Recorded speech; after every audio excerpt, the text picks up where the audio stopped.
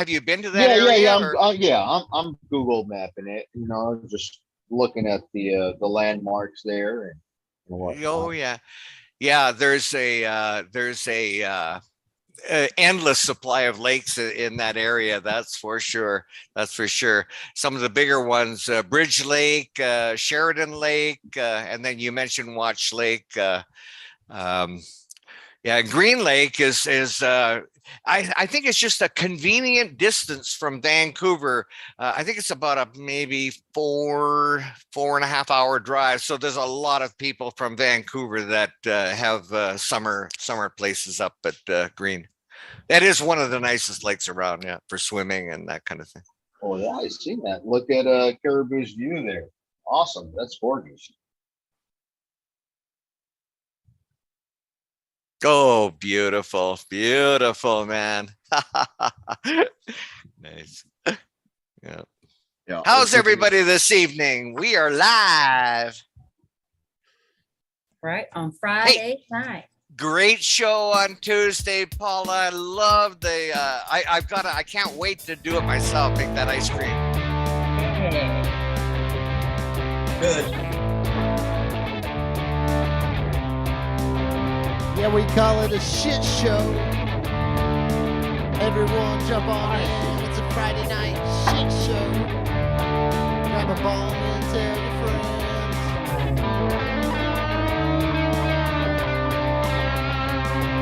friends. We got a couple. All right. Yeah. I was going to try and sneak that in right off the bat there, but we had people talking. I didn't want to be a dink and cut Rick and Raider off. So just we'll cut me off. It's the only way to we do that enough as it is. We really like let you get on a roll first, Rick, and then we just tell you all that. Got it. Yeah, I don't know. How's everybody doing? Happy Friday. I hope I see everybody's here. Everybody had a safe week. It looks like everybody made it in here for the weekend shit show. Always good. Always good. Always a good sign. How are you this evening, Prophet? Good to see you, buddy. I'm doing all right, man. Thanks for asking. You know, it's been a long day. So yeah. Glad it's Friday. So what's everybody smoking on? Got a little Hawaiian snow going on right here. Oh yeah. Got some gulab punch. Some of those nice little nugs. Not too shabby. Smoking on some Pluto Cut by Ethos. Oh yeah. Pretty tasty. I've got the meathead going on. Caribou, can you tell me about what I'm smoking here? This meathead.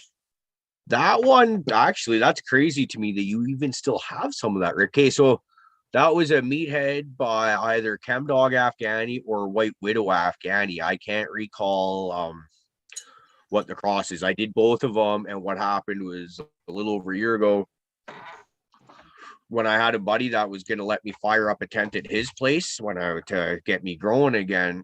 I germinated like 50 or 60 beans or something like that, and that was one of them.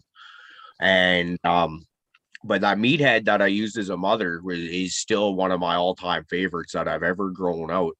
It was, I believe, a freebie from In-House Seeds, and that a buddy of mine ordered, and it was just absolute bomb. Like when I grew the first one out, very poorly grown, and I wasn't giving that much attention to it because I just, when you kind of do you pop your beans and you're like, hey, these are the ones that I'm excited about. And then you're just like, I'll just pop some other ones as I just see what happens kind of thing. And that was that meathead. And I got like maybe a quarter off this fucking thing. And it grows all fucked up and weird looking. And not the one you have is nothing like the mother. It's 3 fingers and very super stretchy and lanky, whereas that one's a little bit more compact from what I recall. But it was just like, from that quarter that I got off, it was like you smoke that and you're like, wow, there's something to this. And then so you grow it out again and you kind of learn that like best way for that one is to scrog it out, but instead of just letting it go up and then maybe pin it down, you let it grow up and then bend it down, fold it back around, like grow up. Like you gotta almost like weaving it back and forth because the internodal lengths are like fucking ridiculous on that thing. Oh yeah. But really good stuff.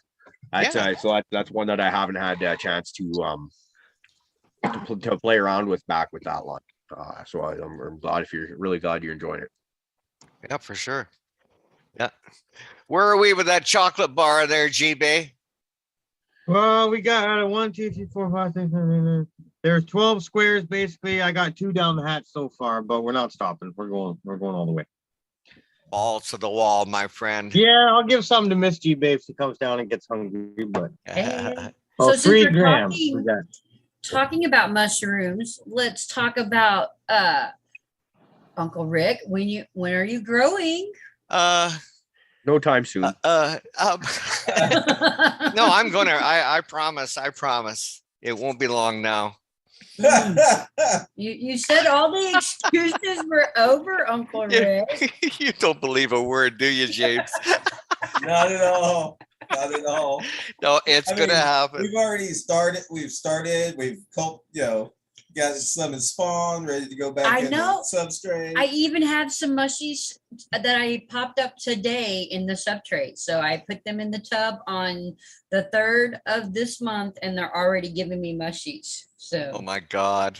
Come Wow. on, Yeah, Uncle what are you Rick. waiting for, buddy? There's no more excuses. It's this stupid fear that I have, the fear of failure. I don't know what You're gonna fail. Well, Just get I over that. mean, You're gonna fail. Exactly. I know that. And what's the big deal? Like, so what? You just do it mean, again. Look at how many times you failed at growing pot too, Uncle Rick. I mean, you didn't give up there. You know something? I really didn't want to bring this subject up, but I really do feel like, never mind the mush thing. I really do feel like a failure with my tent right now. Oh, It's just not going well. It's not. I'm at a crossroad here. Either tear it all down and maybe turn this crap into. I don't even know if I could make RSO out of it, but So I think sorry to cut you off. What's bringing on this thoughts of failure and stuff like that? Maybe we can get you through it and bet you into a little bit more successful and happiest thoughts. Okay, well, and I appreciate the help if you can give me any help. It all started, and I did bring it up on the show, but I was hoping. Bitching up in his house. Oh, there he is. What's up, guys? Good to see you, buddy. Good to see you, man. Can you guys hear me? Absolutely. loud and clear. Awesome. All right. Good to see you. It started just when I was flipping the flower, and I did a major leaf strip and flipped to 12-12, and then on top of all the water that they had been getting from the autopot system, I dumped in another 2 gallons, a half a gallon into each into each 4 containers. And I think basically what I did was I just simply overwatered, and I haven't even looked at the roots, but I'm sure they all rotted, or the plants all went yellowish, and they're coming along, but they're just so sad. They're all yellow, and there's nothing I'm very proud of. Well, I don't know. It doesn't sound all that bad to me. It sounds like worse things have happened, and like kind of, we learn from our mistakes, kind of thing. Except for I like to repeat mistakes oftentimes just to make sure I did it wrong the first time. I think it's really cool to watch you, Rick, because I've been in your main grow room, and that's very impressive. And you're used to growing in that single swell. No, you're used to changing up that style every other grow, but like that's your main area for that. I think it's really cool how you have the possibilities for a separate tent area, so you have the chance to try something else out. I would say don't do that. Absolutely don't give it up. What I meant was, I'm not giving up. Never give up. But I just I didn't know if I need a reset or a start over, or do I think I'm in about week 5 of flower right now, and there is a little bit of smell coming off of it. And so do I just cut my losses, turn it all into RSO, and then start up another grow? That was my plan. As a matter of fact, I was also even thinking about taking some of the other plants that you gave me and putting them into the tent. They're all in about the 3 foot 36 inches to 40 inch range right now. I'm assuming that they have already, like June the 21st is the longest day of the year. So Yep. they have been slowly, even though I don't see any pre-flowers on them, I thought, well, maybe I'll just take 4 of those and put them in there and finish them off that way. Or maybe start a new grow with brand new seeds, which is honestly, that's what I really, it was through your generosity, Caribou, that I'm doing what I'm doing. I mean, I just can't look a gift horse in the mouth. When you offer me free clones, gee whiz, how can I turn it down? But it kind of it took me out of step as to really what my intentions were, rather than finishing off your clones, starting my own seeds. But well, there's always going to be more clones, man. That's the thing. So if you're thinking it might be worth your while, because without actually laying eyes on your situation and how bad that stuff is, there's dude, pretty soon I'm gonna have that fluff head and some wombat clones coming up here for you. There'll always be grape diamonds. So and I'm wanting to grapple fritter. I was kind of dropping the ball on that one. That'll be hopefully around for a little bit too. So the lights are still on. What the hell? And Uncle Rick, you're not a failure in our eyes. I'm a loser. It happens sometimes. I'm a fucking loser. That's all there is to it. Hey, Hoobie and Provichin. Oh, is Hoobie here too? Hey, Rick, don't worry. I just blame your age, bro. It's not your fault. Senility, it's a motherfucker. Go duel somewhere else. How is I everybody? can't even see this from here. Separator. Hey, G-Bake. Nah, it's not gonna work. Why are these lights on? What's up, Prophet? Oh, I'm not What's sure. up, Right? You're asking a guy that's in a different country why the fuck your lights are on. He's asking all of us why his lights are on. He didn't program it. Well, I thought they went off at 5 o'clock, but what do I know? Well, hey, Paula. Hey, how's it going? Paula. Oh, Good. How are you? I'm better now. Hey, I don't see the techno rave lights going in the background. Are you watching RuPaul? No, we're watching history. Well, history is pretty boring and non-ravish. So Right. Okay. I was just curious. I look forward to that every Friday night. And in my mind, I'm just like, I'm just banging some Borgor, like watching the lights go and stuff. So I'm just gonna have to get a party ball for you. just over constantly, here. yeah. I'm sorry. I'm a needy little bitch. I apologize, y'all. So That's okay. Uncle Rick needs a kinky talk every now and then with the apron, and you need the party ball. I got you. yeah, it's just cool. It's like, so, yeah. So, cheers, chatters and panel. Hey, it's nice to be up here with everybody as we're all just kind of getting ourselves collected. Not much, man, or the same. I don't know. Lots. Sounds like one of my answers. I'm not even sure. I guess it depends on which direction you're pointed as to what's up. But no, man, kicking it. Hey, if y'all weren't aware, Rick and I do this cool show on Thursday nights. And I don't know, we may or may not have had a really cool special guest last night that left me speechless. So a cheap plug. God. Yeah. So yeah, that was really awesome. So shout outs to Rick for making little boys' dreams come true. Wait, no, what I meant to say was Hey, so yeah. I got. This is a family show here, Prohibition. Let's talk about Tuesday's show coming up, y'all. Yeah. I'm making loaded baked potato salad, and I'm infused the the sour cream. Ooh, yes. That sounds deadly. Freaking phenomenal. I would like sounds to good. please. I can't wait Sorry, till guys. the The only next. test pilot's me. Dang it, that's not fair, man. You gotta bring it up for the class. Do you No, He deliver? does the best job, man. Taste best tester. job. Paula's taste Yeah, tester, man. taste tester in Paula's kitchen. Yeah, that would That's be a good rad. Mm. Then give me some of that ice cream. See, that would be what I would bring to a family reunion, just like fuck them all up. Oh my God. No. Don't worry, I got the fucking potato salad. That would be like the best / worst family reunion ever. You know, just like people are just like, wait, what is going? Am I dying? Is this what dying feels like? What's going on? Half would be okay. The other half, we might have to work it down. No, wait I'm a really minute. hungry, but every time I eat this food, I get higher. What's going on? I'm more We cannot hungry. let you catch a case. You know, people get arrested for not telling people that they're being dosed. Right? Yeah, Oh, isn't that that's crazy? my family. They're not going to do that. I like those. I hate those stories, but I won't lie. I like to read those stories, and they'll be like, one Scott Joplin from Missouri was just arrested for dosing his Sunday school class with infused cookies.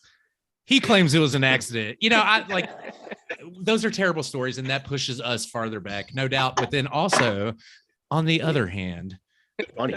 Fuck. it's funny, man. You know, like you got a bunch of like 11-year-olds, and they're like, dude, my back hurts from sitting in this freaking wooden pew. This old smelly dude has been scaring me with stories of hell for like the last hour and a half. And oh my God, what is that colors? Can I taste sound? I'm hungry. Yeah, I'm down. I'll dab to that one right there. It's a shit show. Everyone jump on in. It's a Friday night shit show. Grab a ball and tell a friend.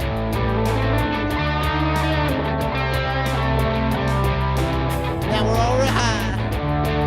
Let's shut our eyes. I think All right, now I wanted to be cool like G-Bay and have some really awesome something to go off on Friday night again. So we went to all that, and I was just about out of dabs, and it was Friday night. You got to have dabs, so that's also a pretty good excuse. But went and picked up some Death Bubba shatter for phyto extractions, and it was funny because there's the 2 dispensaries in our town, and I went to the one that I've been going to more lately because they have a little bit better selection. And I noticed that I bought this same package of shatter from the other one up the street for like $30 or something like that, $32 maybe. And then I went into this other one. I've been going to more recent. This was a few days ago.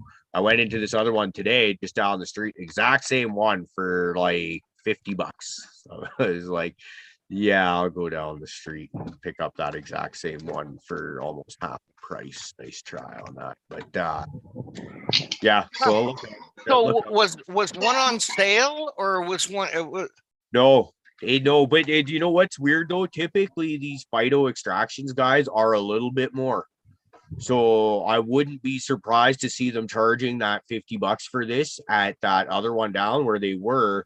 Whereas I was kind of surprised to see them charging a more reasonable price, still overpriced, but closer to reasonable for 30 and change for this one, right? And that's interesting what you're talking about there, because to my understanding, the cannabis distribution, the provincial cannabis distribution center is not unlike the provincial alcohol distribution center. And in our province anyway, the government dictates the retail price. So, you know, like if you're selling liquor, you can't have it on sale. Like I know our province over next to us in Alberta, you know, they have sales. You know, you look in the flyer and, oh, here's the bottle of whiskey is on for whatever. You can't do that in BC. And I just thought it was interesting that it appears that it's different with cannabis.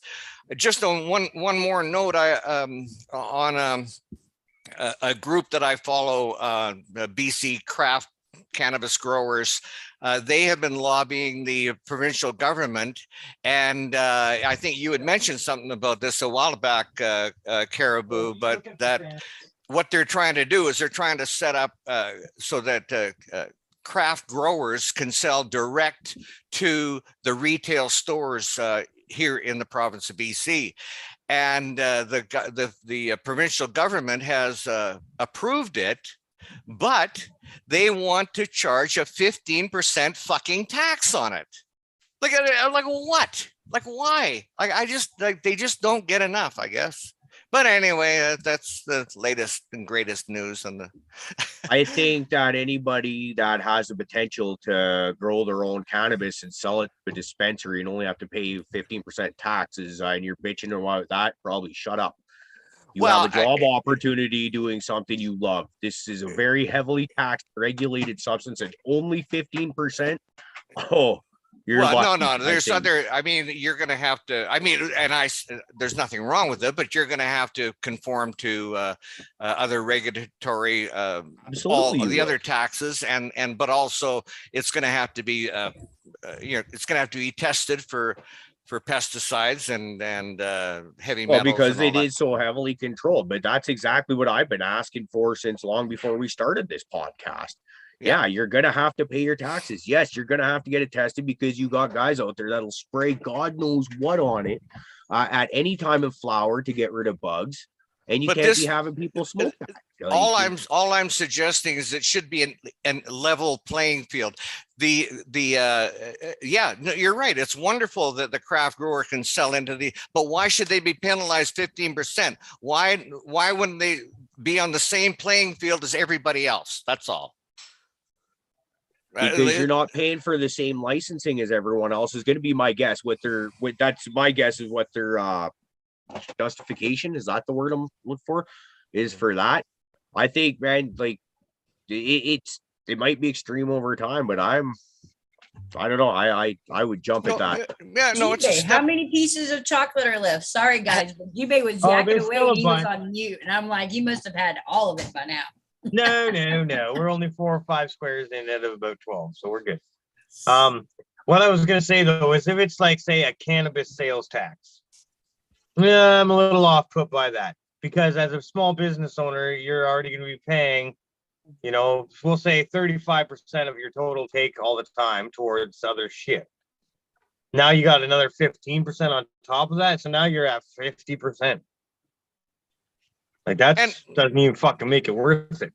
Well, if you're farmer's market and it's only a side gig and you're only paying 15% on a couple hundred here and there, well, whatever.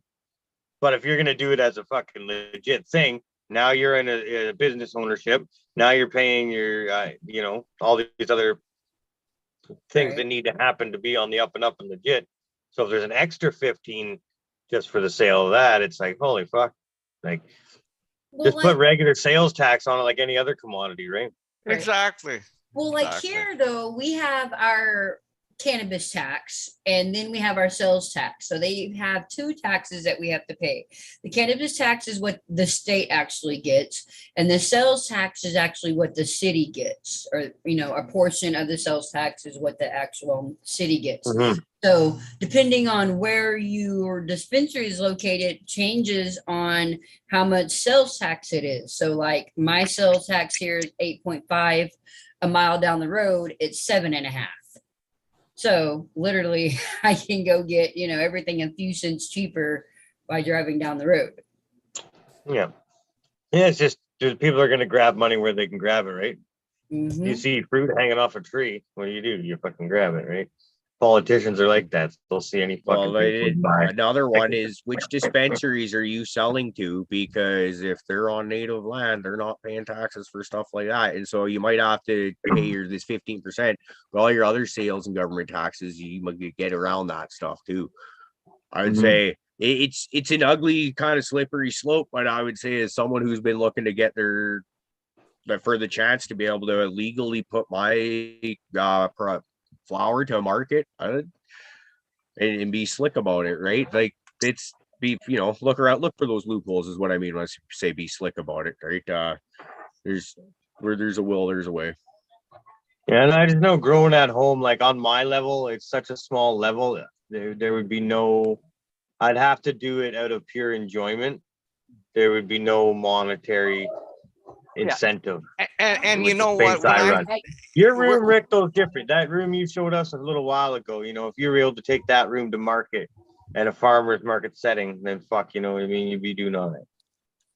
The thing is, when I'm talking about these craft cannabis growers. Okay, now there's the licensed producers there, and though we're talking millions to get to become a licensed producer, but then now the craft producer is the one step like below the licensed producer. No, that's And micro. craft, yeah, whatever they are.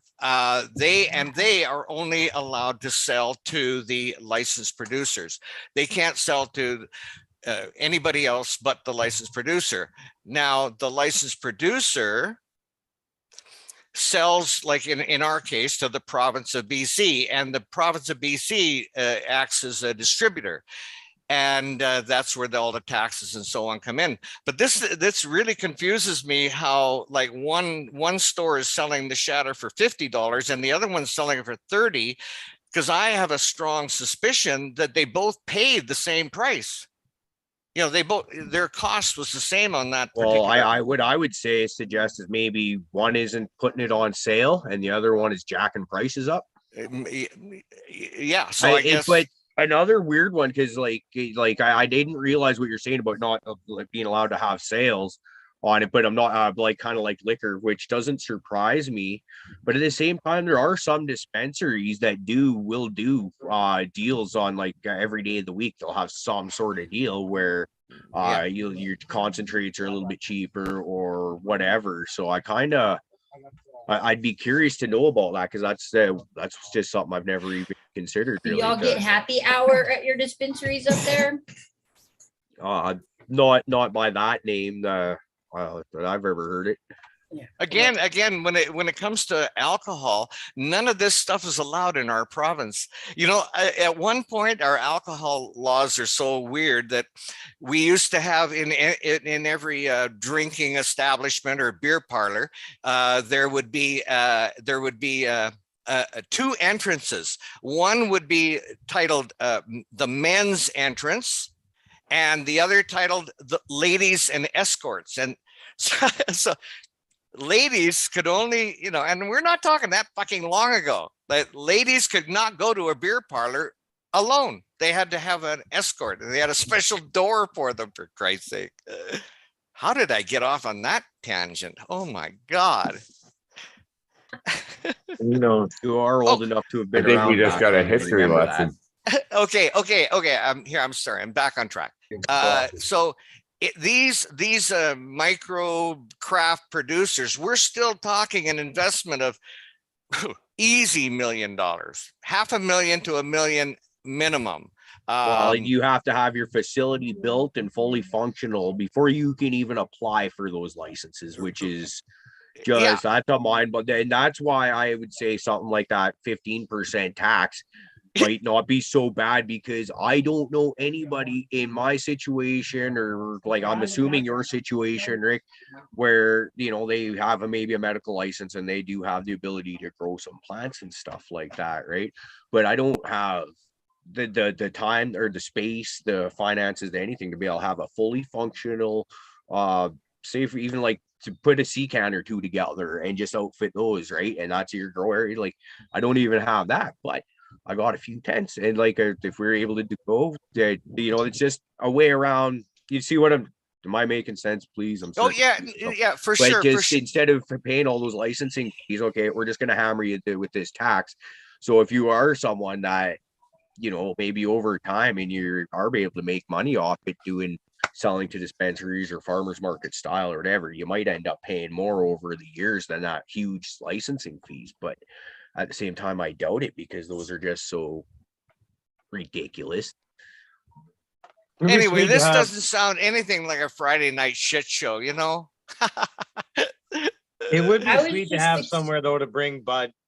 Like if you grew quality bud and you had someone there at the receiving end that was like a good judge of good bud, and they only paid for good stuff, and they had, maybe they probably didn't pay much or whatever, and you had to pay the 15%, but they were consistent. If you went there and it was good and it tested, you could get your money. That would be cool, like almost like say recycling plant. You bring your shit back and whatever. As long as you showed up with good shit that tested, you can get there's no fucking red tape. You know what I mean? Just as fucking whatever. Like, I don't know. It could be a sellable commodity. I don't get why it's not. Like, I think about like our local farmers market, Rick. I'm sure you go there from time to time yourself. And I just think about, man, if we were to walk through there and we were to have like, say you or just fucking anybody, you just have like a few stands where it's just local people just selling their fucking wares. How fucking amazing would that be? That's like, man, like to say maybe this is just me getting overzealous and joyous about. I just think that's like such a like like little kid on Christmas type thought, or it's like wow, like that might be a legit possibility. And that, yeah, wow, It's possible. Speechless. It's possible. We better do a dab because I didn't do one last time. So doing a shit show dab prog coming out. Shout out to our brother Lobster. It's a shit show. Everyone jump on in. It's a Friday night shit show. Grab a ball and tell a friend.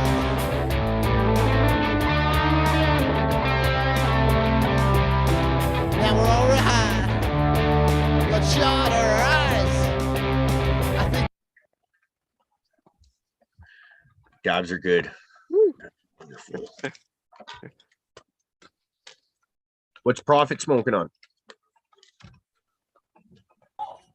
Well, I ironically, since I redid my whole area, pulled some shit up, I found a jar of some Prophet actually stashed away from like 2 harvests ago, the last time I had it. So I'm actually smoking Prophet tonight. So I'm pretty excited about that. I was like, score.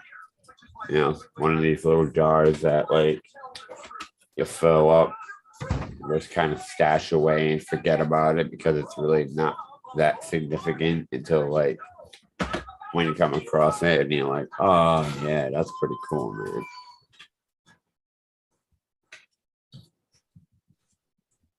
What are you smoking on, Prohibition, or did I miss that? No. Memories. Yeah. Thinking. Yeah.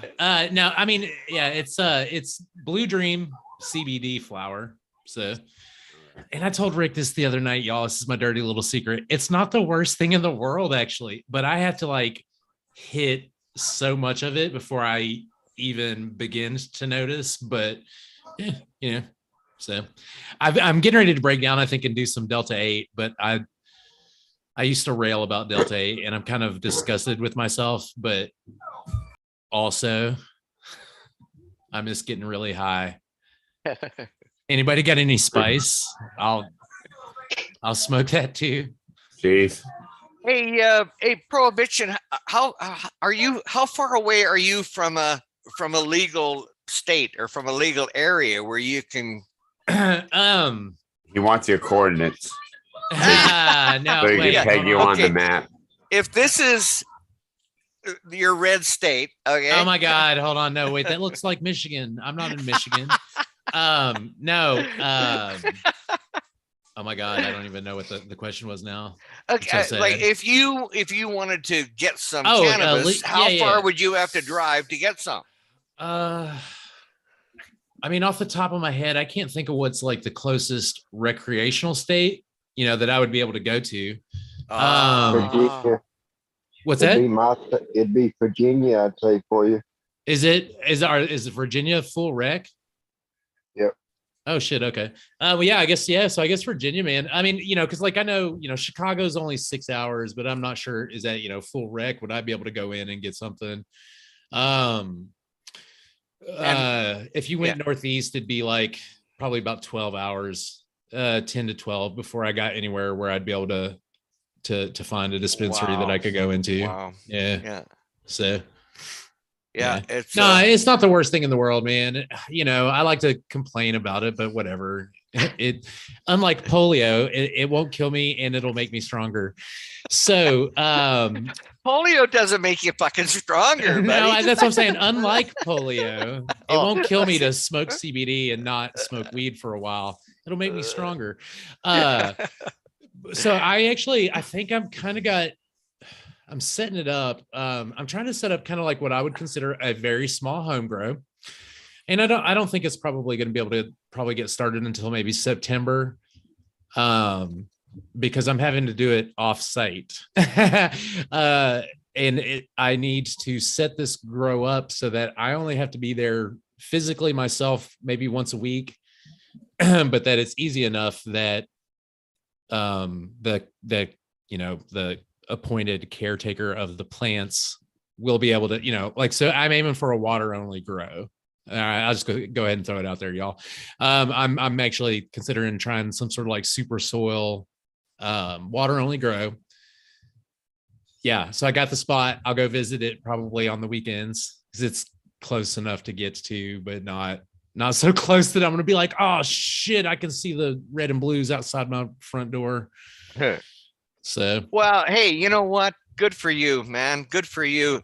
Fuck them. I mean, that's what fuck I say. The MCMA and oh my god, fuck yeah, those bastards that are going to try to fucking. I'm just glad that I found somebody that was willing to house everything. So I mean, I've got all the equipment. I've got lights. I've got all the seeds, the newts that I use. I've got bags of Coco Loco just floating around. So I just needed to kind of you just got to be looking over your shoulder when you leave the house. And I'll let this cat look over his shoulder for a while, but his house is it's a much different living situation than mine. So I was like, yeah, if you're cool with it, you can have half of it. I don't care. Just right on, let me, please. Like I got the need to grow weed. So, yeah, so I've got that to look forward to. So I mean, it's kind of a sobriety break as well, which is not necessarily a bad thing. So I don't recommend it, but at the end of the day, it's pretty nice to shake off some of the cobwebs and everything like that. So we got to keep an eye on G-Bay. G-Bay, things are going well. Are we starting to feel the yawns kicking in yet? No. Wait, is G-Bay on some traditional shrooms? No, I'm not feeling it yet. I'm waiting. I thought I was going to be eating this with Miss G-Bay, but she's not arriving at the party yet. So I've got about a gram or so in me, probably a gram of mushrooms in me now. So we'll let that ride for now, and we'll see. Because I don't really want to be alone in a house with people that aren't zooming with me. With me. You're not alone. We're all with you, GB. We love you. Yeah, I get it. It'll be good. They'll even say nice things about you in front of you and everything. Perfect. Have another one. I'm gonna have another piece. Don't worry. But I also want to say that I do have a little package from my friends at the Good Weed Company. They sent me another little gift, so we're gonna be opening that later. But I'm waiting for Miss G-Bay. She's holding up the fucking show here. So. Oh damn. Is she at work? No. She's just upstairs hanging with the kids. I know. Yeah. No, I was I had a late day at work. I came in and kind of got down here, and she's just hanging with the kids. She'll be down in a minute, I'm sure. Cool. Yeah. Right on. Shout out to Aldi. I don't fly, but I do travel. And if you were referring to me in the chapped lips, that's messed up.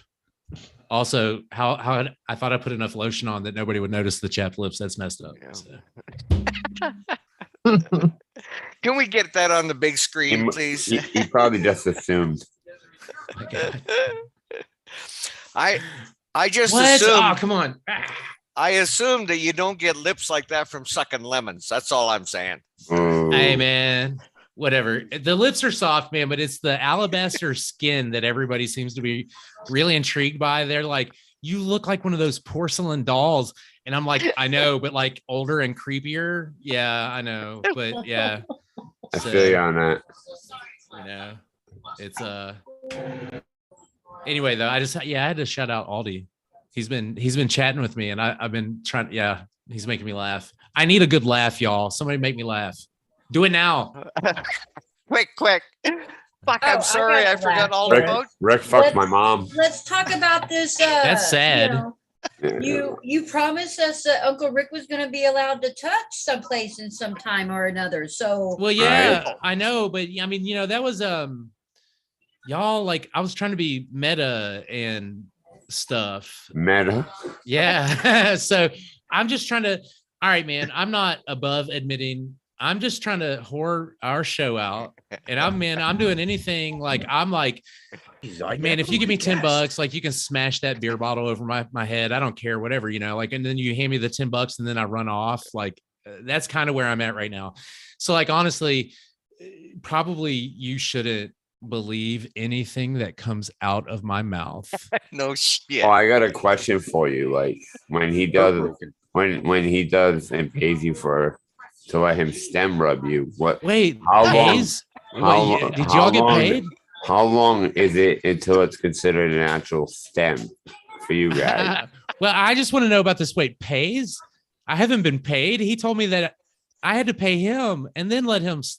I've been doing this long, guys. Like nobody's told me anything. This is why everybody's been so. Me and you got to talk privately. Okay, I'll tell you all about Rick. Oh my God, y'all! What's going on? Every time he meets my mom, he's like, "I'm going fishing on the coast." I'm like, "Yeah, I know where the fuck you're going." Oh my God. No. There's going to be some stem rubbage at some point. We're actually working it out. So we have this logistical problem. If you all weren't aware, Rick's in fucking Canada and I'm in Kentucky, America. So yeah, we're working out the logistical issues of there being like 4,000 miles between us. In kilometers, that's some number I can't even say. It's just too many. No rational human being can count that many. But then you just need to play pin the pickle. Paula, shh, don't say that out loud because maybe we're gonna do that on one of our episodes. Pin the pickle on Uncle Rick. Well, no, it's gonna be it's gonna be a picture of me, like one of those like where did they touch you dolls, and then Rick's gonna have all the circles. Yeah. So I'm gonna do up some graphics for it, right? So I'll have up like my face will be on the doll's head, and we can just be like, "Can you show us, Timmy, where Uncle Rick touched you?" And it's gonna be amazing. But Paula, you ruined it all. I'm out. Sorry. I take it back. Well, look, we only have 16 thumbs up tonight anyway, so nobody loves us anymore. So I'm out. They're not making you're not gonna get any likes on empty promises. So well, no, man, it's not empty, Well, it's just I realized how much that was worth. And so yeah, man, I'm just I'm milking it. Locally, I'm milking it. That's what Rick said. Fucking Aldi is fucking performing in chat as usual. Love you, buddy. Love you, Aldi. Yeah, man, you need that. I'm not in chats to raise ruckus, y'all. I'm up here, so I know there'll be some sort of. We'll figure out something. There's gonna be some sexy stem rubbing. So, I may need to be dosed out though myself. I may have to be on a microdosing regime before I'm ready for that. So, might need some music from Lobster, or maybe. Oh my God. Colton or something sexy. I'll be like, hey, Colton, if you could hang out and if you could spotlight the chat while I'm being violated, that would be fantastic. 70s porn. There you go. So, where's Crispy and Small Poker? Crispy's really quick with those links. I'd be like, Crispy, can you toss up a link to this in the chat? Thanks. So it's going to happen, y'all. You just got to, we want to make it special. I didn't want it to be like half-assed as it were. So you say special like we're virgins or something over here. No, well, maybe I am, Paula. You're intimidated, man. Relax. Yeah, I'm intimidated over here. Like I talk a big game, but I'm a small town boy. He's sitting on the toilet while he's doing this video. Oh my God! Keep no, paving it for the right Uncle Rick. It's not going to meet your expectations or the time. Well, like 40-year-old virgin. It's going to be kind of like that, but like 90-year-old stem rub. Oh God, no! Yeah, you don't want that. You don't want that, and maybe some tech questions. Some friction burns. Yeah. So and the thing is, like, I know first aid, and I don't want to have to do first aid on you. Oh my God! Well, you know what? Hey man, if anybody were gonna have to have strange conversations about that. No, I don't want you to give me first aid, man. I seen you handling that devil weed whistle thorn down stuff. You'll be like, oh, I forgot that I was skinning the bark off this weird, highly contagious, radioactively itchy plant. Sorry, Prohibition. Well, you Now Enjoy. you're scrape the itching. owie stuff off first. So, or I don't know, you could whip me with that stick. Those look like they made good whooping sticks after you peeled the bark off. They do. Actually, you know what? You know what I wish I would have done is because they do grow out all sorts of weird gnarled angles. I wished, and I just went into a couple small patches where nothing was really much bigger than, say, my thumb. I wish I would have gone into some bigger stuff like that, because I would have made some really cool walking sticks or canes and stuff like that. I got a wizard staff walking stick. It's in one of the corners here of my office. Found it here in Kentucky. We have a huge national forest. It's the Daniel Boone National Forest. And then we also have some like adjacent areas, very heavily wooded rock climbing areas, a lot of ravines and stuff like that. So was out hiking one day, got real balls tripping high up on the top of we called it a mountain. I mean, it was like a hill, but up on the top of the hill, found a big branch and was like, I'm Gandalf, and brought it home and tried to whittle on it. More like stuff, but I can't Saruman whittle. the White or whatever my it God. was. But then Gandalf to become Gandalf Well, the White yeah, instead man, of the Gray. So he came That's back like after you. 3 Gandalf days. or a hobbit? No, you have well, a I mean, pointy hat we can see. I want to make this comparison because now I'm starting to think. what? I wish I had a wizard's hat. Because Prohibition, I don't see you being like 6 feet tall. I see you more being like 5 That's- foot, 4 foot. Okay, like well, a you hobbit. well, I mean, what's crazy actually is I'm literally 6 feet tall. Oh. So yeah, so I do like this weird hybrid work from home. I work in a cubicle doing customer service calls and stuff like that, but then I also get to work from home. Everybody there, when they met me, they were like, what? Oh my God, you're a giant. And I'm like, man, I'm 6 foot tall. Like, I know 100 years ago, I would have been a giant. Like, nobody else was 6 foot tall, but like, I don't know. Yeah. No, so I think, I could have been Gandalf. And after he fought the Balrog and descended for 3 days and 3 nights, he ascended as Gandalf the White, aka Jesus. So, who spent 3 days in the tomb, right? And then came back. I'm just saying, y'all. Well, I see you're making me think too much. I get into a good book because that's where I know those stories from, is the book, not the movies. And then I don't want to. You make me overthink stuff. I was just having. Oh my such a good gosh. time. I And mean, now you it's remember like- Gandalf, right? Like he fought the Balrog, remember Yeah. the Balrog, I right? see. I don't think to make comparisons like that though, because I'm just so happy with the book that's in front of me. But you say that now, and I'm like, oh, he's so fucking right. And now next time I watch those movies, because I'll probably watch them before I read the books to get. I wrote honest. I wrote a paper and used that as one of the many theses in it, was how Lord of the Rings was. I mean, like he wrote it, about World War I and II. There's urban myth that he actually has some sort of connection to one of the universities in my town that I live in now, like right up the road, that he picked out some of the names he used from the phone book, right? He's like the weird elven and stuff like that. So yeah, man, I love that stuff. That was good stuff. Yeah. I if Spartan were around, I'd be like, hey, Spartan, I got some questions. Let's go Lord of the Rings.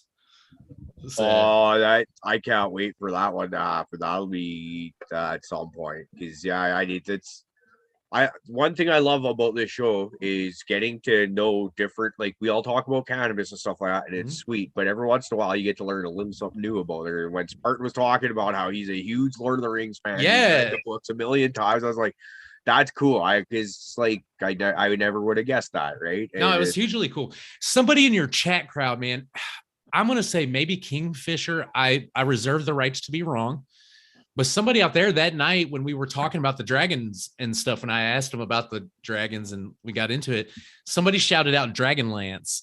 That was cool because that was a series I grew up reading as well. Nowhere near as good as Lord of the Rings, and it wasn't meant to be, but it was like the books that the Dungeons and Dragons crowd were like writing themselves. Like they would play the Dungeons and Dragons game and then be like, oh, I'm going to write a series based off this game, or whatnot. But yeah, so that was pretty cool.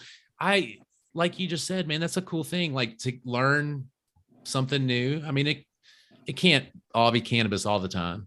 Or if it needs to be cannabis all the time, hey, we smoked a lot of weed and we talked about this stuff. So starting to get chaotic around here. So about, I don't know, 20 minutes, half hour ago, my sister showed up with her hubby and their 3 kids. So it's great because my daughters and their friend was here already last night. Oh yeah, and then I had another niece show up with the sister. So it's just kid central, right? You got a bunch of teenagers, and then you got a bunch from 8 years old down, and just kids doing this right now. And it's fucking awesome. I love it. So if you hear a bunch of noise and other stuff going on around my background, I apologize, but that's what that is. I got family showing up. I even tried to go in and say hi to my sister when I left the screen there a while ago, and then like she wasn't even inside. I was like, okay, well, fine. I'm gonna go back to my show then and hang out with the friends that actually want to talk to me. Sis, you can do that, right? She's my sister. I remember like okay, so like watching wrestling and stuff like that back in the day, because that was my thing as a kid, right? And then you used to always go try out these sweet moves that you just watched on wrestling on her sisters. I remember this sister just showed up. I fucking power bombed her through her fucking bed and like broke the bed. I got in trouble for that one. That was pretty sweet. Or there's the other time that like my parents, the balcony off their bedroom's on the second floor, and there's the balcony off the back of it. And I threw a rope up and then down, and then I hog-tied this sister, like seriously, like that. And then I fucking reefed her up in the air, like 10 feet up in the air, and just left her there. She pissed me off down. So this is kids, right? You're allowed to do that kind of shit when you're kids. And then all of a sudden my mom comes home, and it was like, holy fuck, you should have saw how fast I got that rope down then, eh? And I got my ass kicked for that one pretty severely. So it wasn't without retribution. It's yeah, now we're nice to each other pretty much every time we see each other. It's funny how that works. Anybody else do stupid shit like that with their brothers and sisters, or just fucking torture them or get tortured? I had an older brother that used to fucking wail on me. I remember when I was probably 5 years old or something like that, we each got hockey gloves for Christmas, and instead of going out and playing hockey, we just sat in the hallway of the trailer we were living in, boxed the shit out of each other. That was a good one.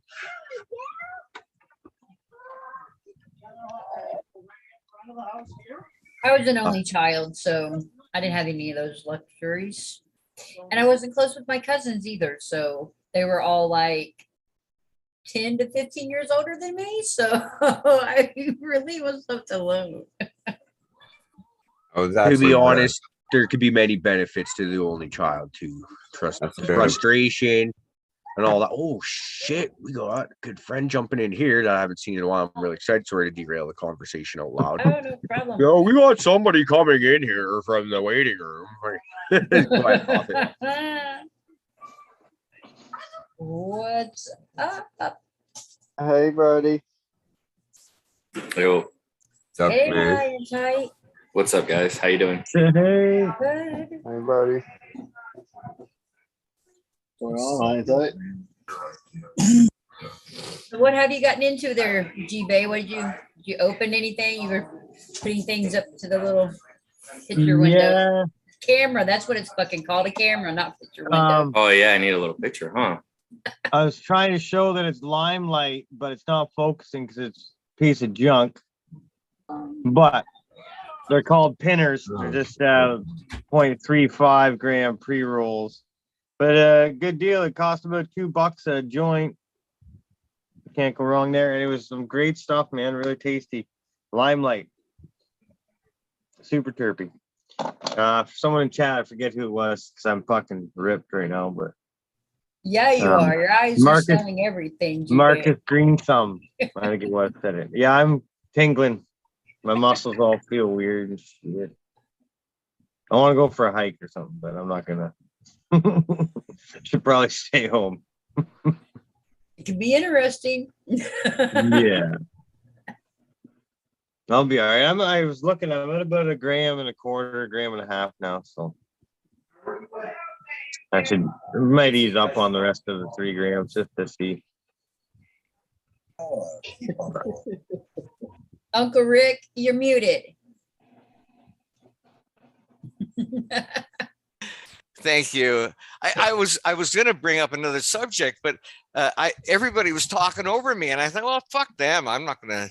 But no, I was okay. I muted myself there. That's totally. Oh, yeah. So G-Bay, let's do the math. Okay, it's really simple. Really simple. There's 12. Well, wait a minute. 12 squares is equal to 3 grams. Okay. Yeah, now you had 5. So. Well, so a quarter of or a third of 12 is 4. So that's a gram. That's Okay. down the hatch. Yeah. Yeah. And you're on number 5. I've had 5. Okay. And number 6 will be 1.5 grams. Yeah. Okay. Where was I going with that? Oh. Now, what is your recommended dose there, Uncle Rick, since you have now on the whole that it's, used for medicine and not recreational? Yeah, you know what? Quite frankly, I'm still very lost figuring this all out. There's no consistency to what I've been doing, and I mix up my microdoses with my macro doses, and I wouldn't mind opening up but it seems to me a conversation that is kind of is it personal? It probably is personal because we all have our own endocannabinoid system, and what's affecting what 1 gram might affect a person completely different than another person. True, and variety too. Like, each variety has a different effect on each person, just like our cannabis does. What works for me may not work for you.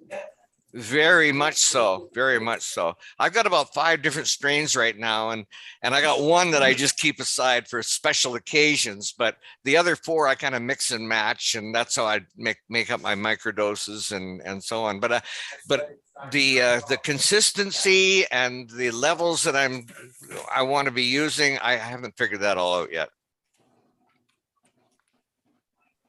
So that's to answer your question. I have no That's answer. why you're supposed to grow it, Rick, so you can get your consistency, so then you can figure that shit out. Yeah, no, you're right.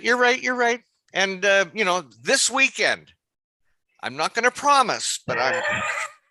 That goes in the little. Yeah, okay. We'll see you next month. No. All it's you know what? You've inspired me or embarrassed me because I'm calling this weekend, and I'm going to start. I've still been watching videos, and They made it to the party. hey, Ms. G-Bay, Here's Miss G-Bay. we've got something for you here. Is it in the tray there? What? Oh, the cookie or the chocolate? Yeah, she's opted out. Well, I have to work in the morning. Yeah. Oh. I'm riding the mushroom train all alone. Oh, it goes in the app. Well. I'm already. Woo! Because they're so. Oh, well, now we can open the package now too, right? Because I'm like, I want to know what's in the box. Oh, yes, the box. Oh, yeah. Got the box. There's a box. So, this box came from our good friends at the Good Weed Company. Where's Good friend, Prohibition? Did they?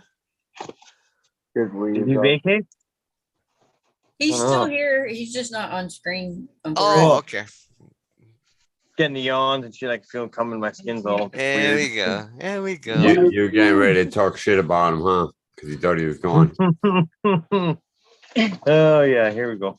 So I got some welding beanies because I know I'm a welder, and I believe he is too. So got some welding beanies.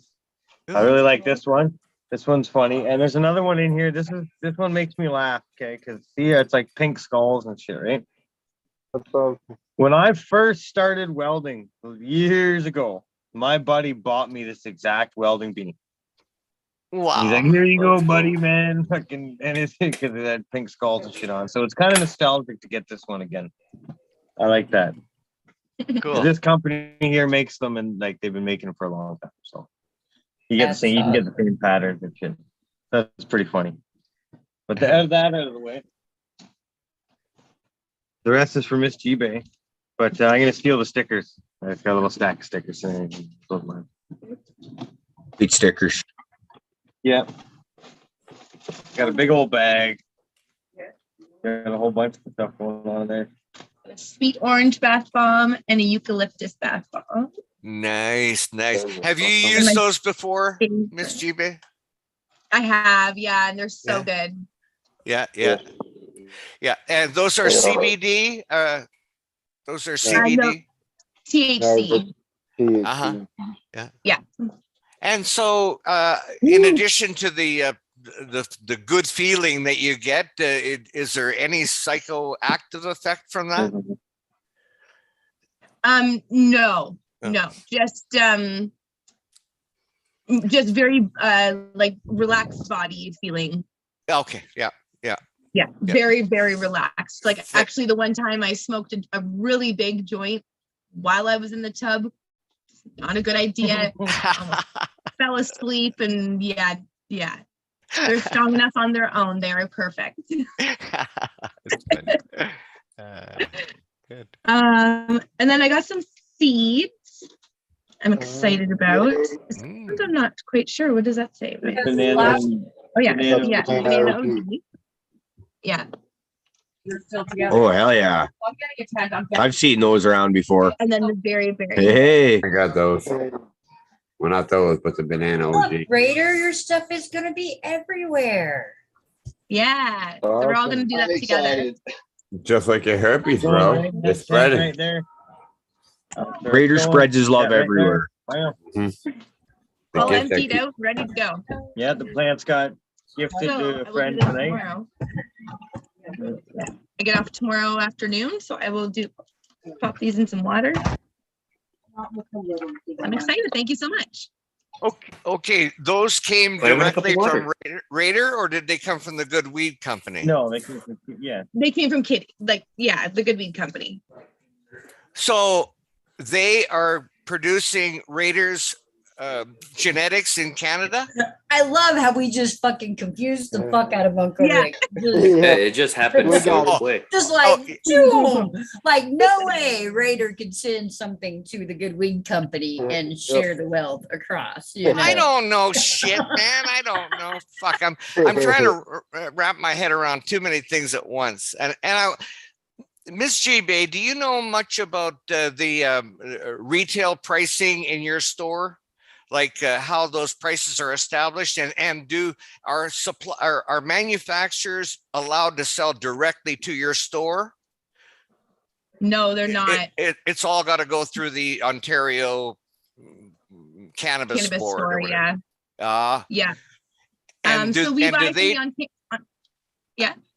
I was just going to ask it. Do they dictate the price that you have to sell it at? No, so there's a certain range we're allowed to go between for our markup, which is pretty much every store. And then it's as per your GM's decision as to how much they mark each item up. Okay. Yeah. I'm just curious how it works. Yeah. So we try to keep ours pretty competitive as a whole company. But each store is allowed to, again, as per GM, do their own choices of markup. But we also do, what's it called? Price matching. So because there are quite a few other stores in town. So it's one way we try to compete a little bit. Okay, but they're all buying from the same outlet.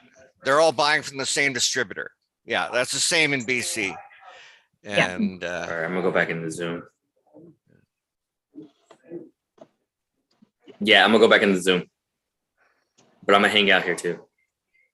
Cool. Would love to. That's awesome, hindsight. Yeah, that's cool, high and tight. Holy shit, Uncle Rick! I think you might need your hand out for this one. We got. Oh, hey. Captain Ford Wani, how the hell are you doing, man? Hey. What's up, I'm Captain? back in my chair. Yeah, welcome back. Welcome back. Good to see you, my friend. Boy, So- there's been Yeah. okay. True confessions. I can't say it in front of Prohibition, but I wanted to call you and get you on the Prohibition show to surprise him because that's what we're all about is Prohibition and all the excitement that's going on in Thailand right now, buddy. That's just amazing. It's incredible that you're able to live through and experience everything that's going on right now. Well, this is actually the second time I've done this. I better get fucking right this time. I'd be curious to know a little bit more about, give us some more insight into what's going on. Okay, we got background stuff going on here. Is it coming from G-Bay? No, not us. Anyway. I have roosters here. There's been a cockfight this morning, I guess. So what's the deal? What happened over there? I'm getting a month before I moved over, everything was still, you're going to have to get a permit to smoke cannabis. You're going to have to, do this. You're going to have to do that. And then all of a sudden, the 8th of the month came around of June. And it totally changed everything. Totally changed everything. It's the wild, wild west. Our east, we'll call it the wild, wild east, because now you can smoke THC flower, just not CBDs. And anybody can grow 10 plants, not 10 plants per household, 10 plants per person right now. Yeah. And my neighbors, part of the family moved out of there, but they lost 60 plants. Jeez. I get back and, I'm walking through Bangkok and I come across this little pop-up truck and there's apple fritters and banana hammock on there for 550 baht a gram. Yeah. So, you're still looking at over $15 a gram, $20 a gram. And it's decent for Thailand. Yeah. Don't get me wrong there, but shit ain't nothing like we grow. But we put love into it. Yeah. Now you were in the throes of starting a nursery. Hopefully, this is just going to springboard your opportunity there.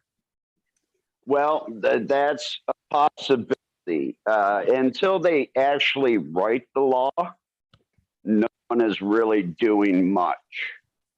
Yeah, but I got this pineapple field behind me that they just kind of scrapped.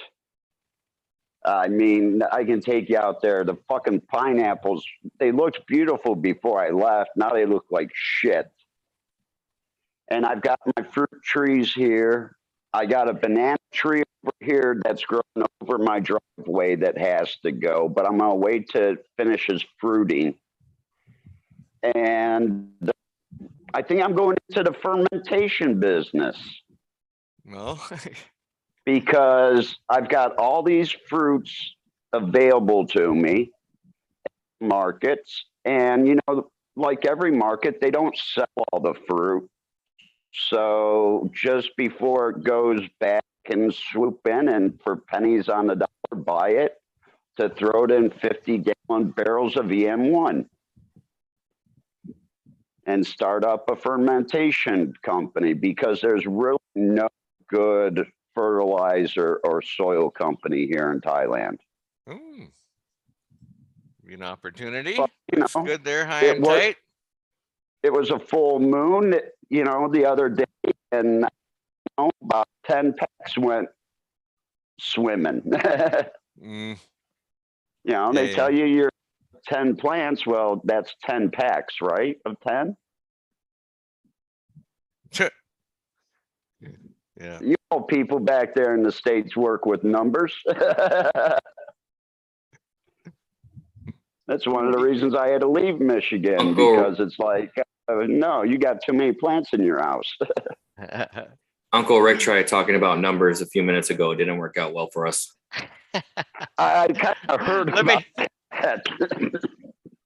Yeah, that, oh man, I'm high. I can't focus on anything tonight. But when you mentioned taking advantage of situations, reminds me of a guy I used to work for, and he was an opportunist. Well, he was a shyster. He was a scam artist. But that's anyway. Is this a confession? Well, we were involved selling. You're on record. Yeah. Okay, but the statute of Allegedly. limitations is Record it. passed. You know that, right? Allegedly. Allegedly. Allegedly. There we yeah. go. Well, no, it wasn't a scam. It was those charity boxes that we sold, and you put them on the counter, and people give a donation for a candy, and the candy cost like a penny, and most people gave a quarter. So, you know, if the process worked, it was a pretty good gig, and yeah, I made well, it's probably the biggest commission I've ever made on a single sale. I made a $12,000 commission on a single sale, and I made $10,000 distributing the boxes. He's like, it's not a pyramid scam, right? It's an no. upside down funnel system. Important that you recognize the difference there. Anyway, So- prior to getting into that business, what he did that just so incredible. He would go around.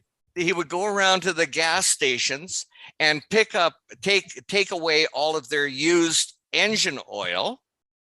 Then he would take it to the logging companies and the mining companies and say, listen, you know, we will remediate all of your roads so that the dust isn't blowing all over the place. And he would spread this fucking oil all over the back roads, and then he ended up selling. I think he got up to about 3 vehicles. He ended up selling, and this is about 30 years ago, sold the whole thing for $350,000. And like within a month, the government stepped in and said, hey, you can't be fucking spreading oil all over the fucking road. Come on. And had to shut the new company down. So anyways, that's opportunes. Yeah, you need to get really good at. You want to shut the crowd up. You need to get really good at your numbers, though, Uncle Rick. I thought you were a math and history guy. You got to learn between micro and macro.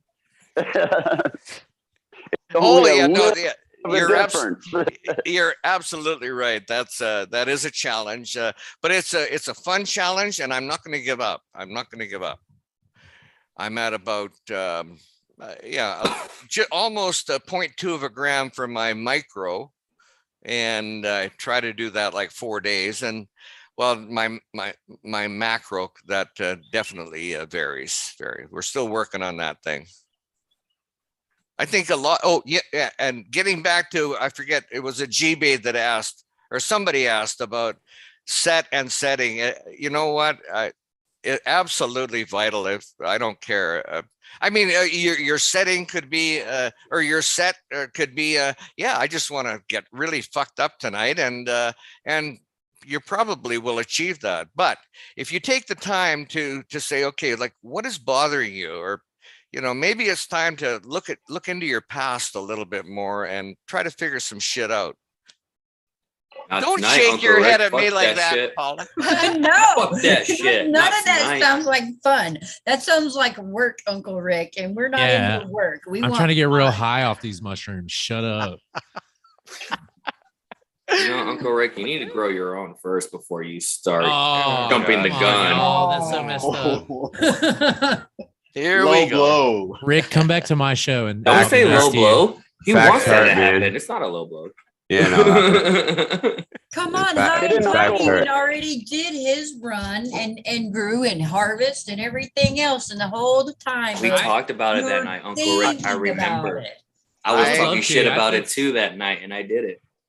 It's you know what, those shrooms are one of those things that come off a lot like cannabis, where the information you get makes it sound fucking impossible, y'all. Like I mean, I've grown my own cannabis for like 3 years. Like that's easy.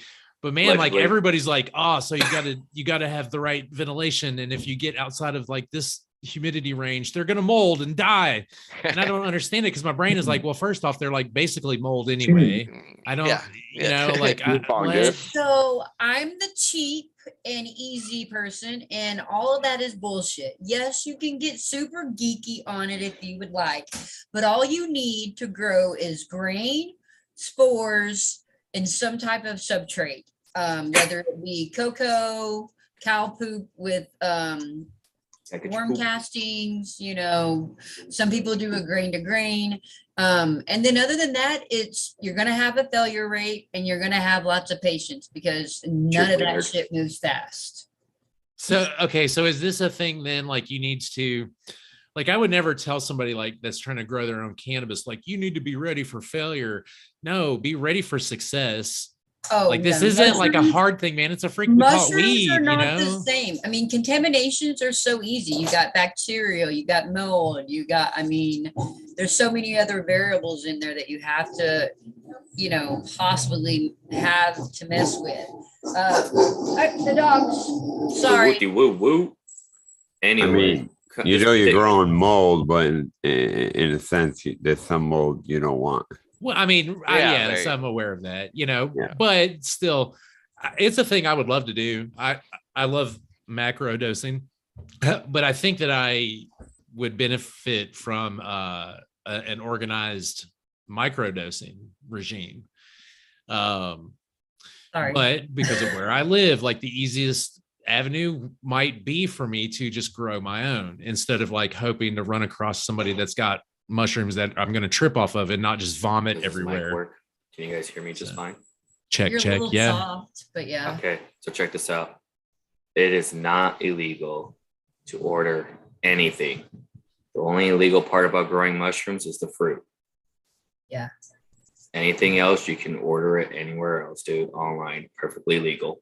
But here's another thing I was going to say. So like if you I am not a lawyer. That is not legal advice. Oh my God. Right. Well, High and Ty told me on the Friday night shit show.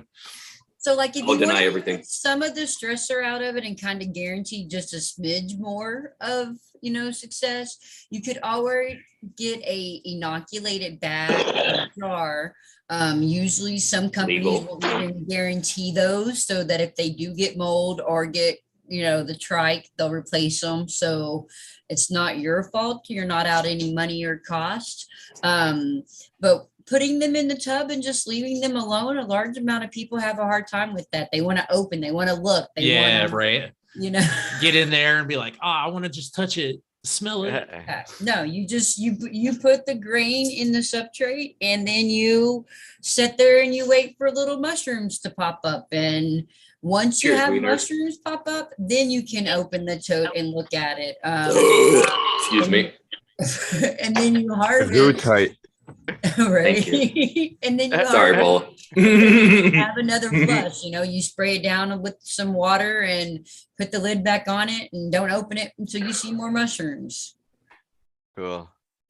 Yeah, my boy does the bags and they work out well. Yeah, I like the jars. This may be season 2.5 of the Prohibition Show, y'all. I want to be in my journey as I grow my own psychedelic medicine. So, nice. What's up, are you gonna keep being good to dressed see you, as a Solo? Kentucky How are you, Farmer? buddy? Cheers, Prophet. What I up, missed family? I missed all that. Are you gonna keep dressing up as the Kentucky Solo? Unabomber? Oh my, probably, yeah. Throw them off, dude. That's the way to do Hey, it. I mean, if I had a full face mask, I'd wear it. So, yeah, because it's really I know some people who do it.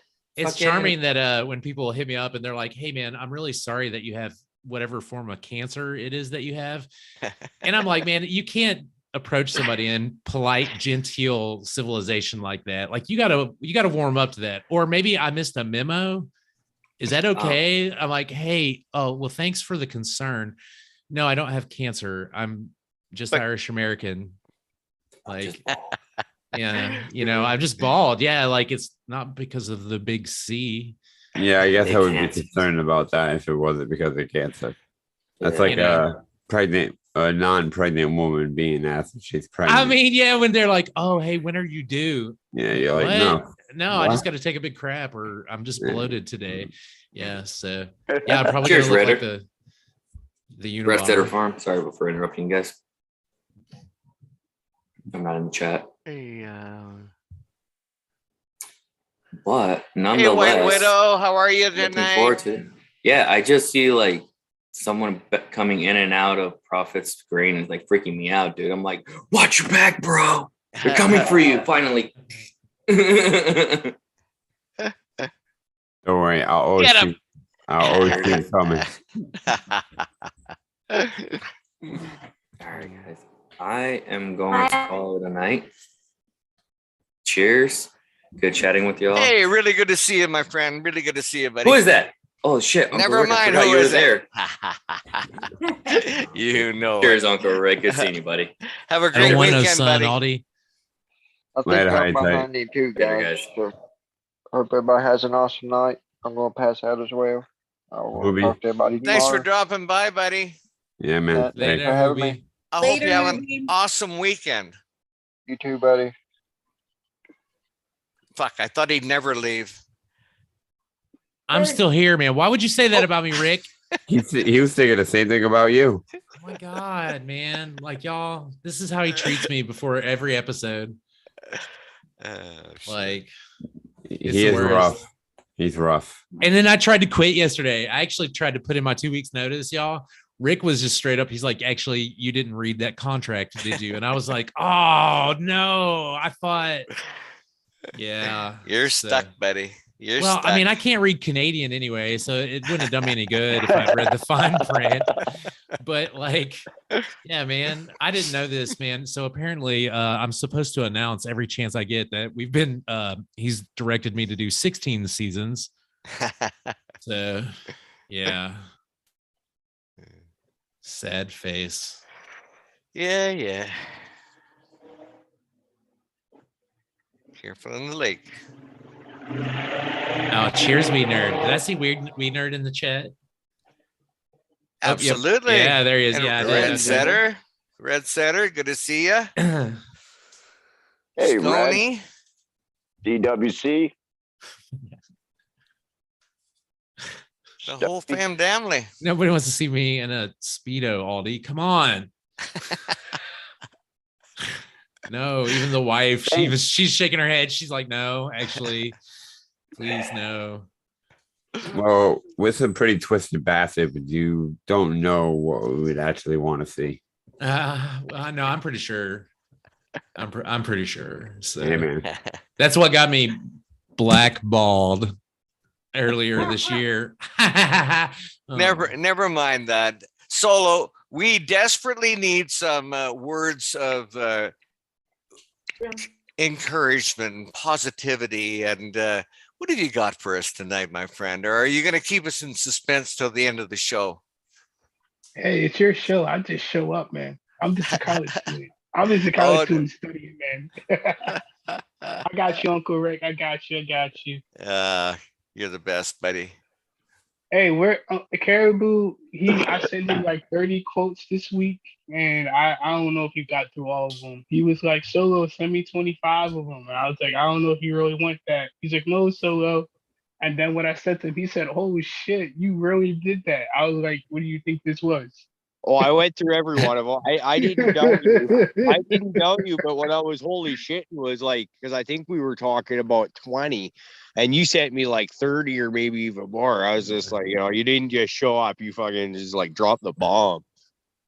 Hey, buddy. Well, Excuse me. Could you send me that list as well, please? you want that list too? Don't send it to Oh. Rick. He will steal that list. Don't. I want it for the a cheap plug for my website. You can actually send it directly to the website, info@letsbebuds.ca.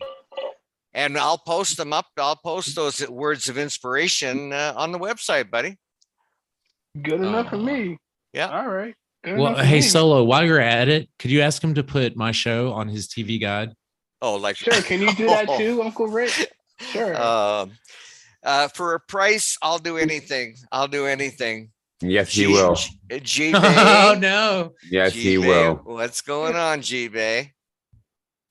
Okay, this is kind of fucked up. A Okay. friend of mine kept phoning me through Messenger or whatever, and I was ignoring it because I'm on live with you guys. And it's killed the volume to my phone. I can fucking barely hear you guys. Yeah. It's fucking with me pretty good. So I got to get out of this, get my audio back, because I can't sit here and try to decipher what you guys are saying at a microscopic level. Okay, I'm but way too don't- high for this. And don't leave us. Don't leave us. You're Oh, I gonna won't come leave back. you. I'm You're good gonna to come back. I'm just okay. This is tripping me out because after he hung up for the third time calling me, the audio cut out of my phone. I can't figure out how to restore it. That's the universe trying to tell you something. I'll let you back in, bro. Don't worry about But it. anyways, I'll be back. Okay. Let's figure this shit out. Okay, show's over. Oh my god. Oh God. What were we doing? It was something important. Forgot. Words of inspiration. Come on, man. Hey man, I'm high over here. I do this about 70 times a day. What? So I'm playing. Oh, that's messed up. What's I that got you. like? All right. So here's the quote for right now. Life is what you make. Yeah, life is what you make of it. No matter what happens to you, keep your head held up high. Because the shit is deep. Absolutely. Oh God, that reminded me of a story. Oh no, how we have got much time? No. Well, it's your. I got It's some your. fruit trees. I got some fruit trees to show you instead of a story time with Rick. Captain, it's your fault, my friend. It's your fault. Again, we're back here at the homestead. So we have our fruit trees that are in the process of I don't want to be fruiting out. Weinstein. What are Just they? had one fall there. They're like a pear. Oh yeah. Oh yeah. But the thing is I go from this branch over here, damn aloe plant, and we have the next set ready to go. Okay, that's the And same then- variety, just at a different time. It's the same tree.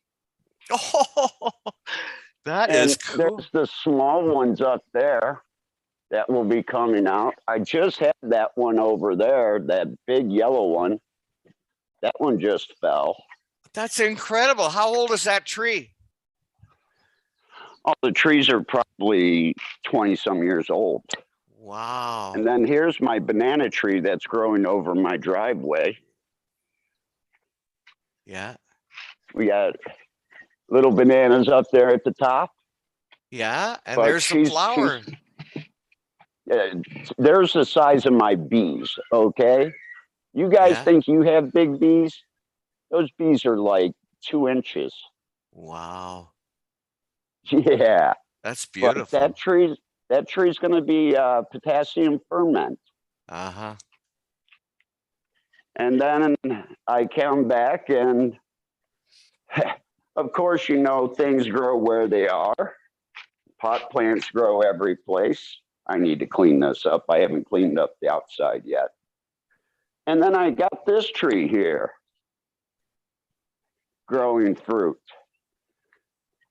And that's where it grew out of. Wow. Within 1 year. Wow. What are So those? Are I got the little plantains? blossoms there. and they actually turn yellow when they get ripe, and they're a little bit longer. I don't know what they call them. That all grew. That all grew in 1 year, and it broke that concrete. Yeah, it snapped that concrete. Wow. So, I haven't cleaned up the outside of my house. It's been, I mean, I've washed my floors. OCD has caused me to wash them 8 times now. But that was a pineapple field. And look at it. Where's all the pineapple at? Ain't that a shame? For 2 years, it looked nice. And then the last year I came over here, no one took care of it. No one watered the plants. And they're little small pineapple too. They're periodically out in the field. So I'm going to go and grab those and make pineapple ferment too. Yeah. Are they a perennial pineapples? Yeah, every year. Like, I mean, you cut the pineapple off and then a new one grows out of it, or do you have to Yes. No, once you have the plant going, you just harvest the fruit. Okay. And there's where taking a picture of those flowers over there by the base of that tree is where the cobra bit me. Ooh. Wow. So, yeah. Is that a rare? Is that a rare occasion? Yeah, for me it is. I've never had a brown cobra or a snake in my yard until then. Yeah. And then I step on the son of a bitch. Oh, geez. You pissed me off. I think that's why you bit me. You know, pineapple that you get at the grocery store compared to, fresh pineapple. When I was in Hawaii, eating fresh pineapple or drinking those drinks with pineapple are just so incredible. Yeah. I think the pineapple we get, they pick it all green, and hopefully it's ripe enough when it gets to us. Here in Chiang Rai, we have these little small pineapples. They're maybe about 4.5 inches tall, but they are the sweetest pineapple in the world. Absolutely the sweetest you ever had. Yeah. And they're cheap as shit. We're talking like $5 for $1. Oh my God. Yeah. Yeah. Well, I come back to Thailand and all of a sudden I go basically from spending $400 or $500 a week in the United States to spending $100 a week.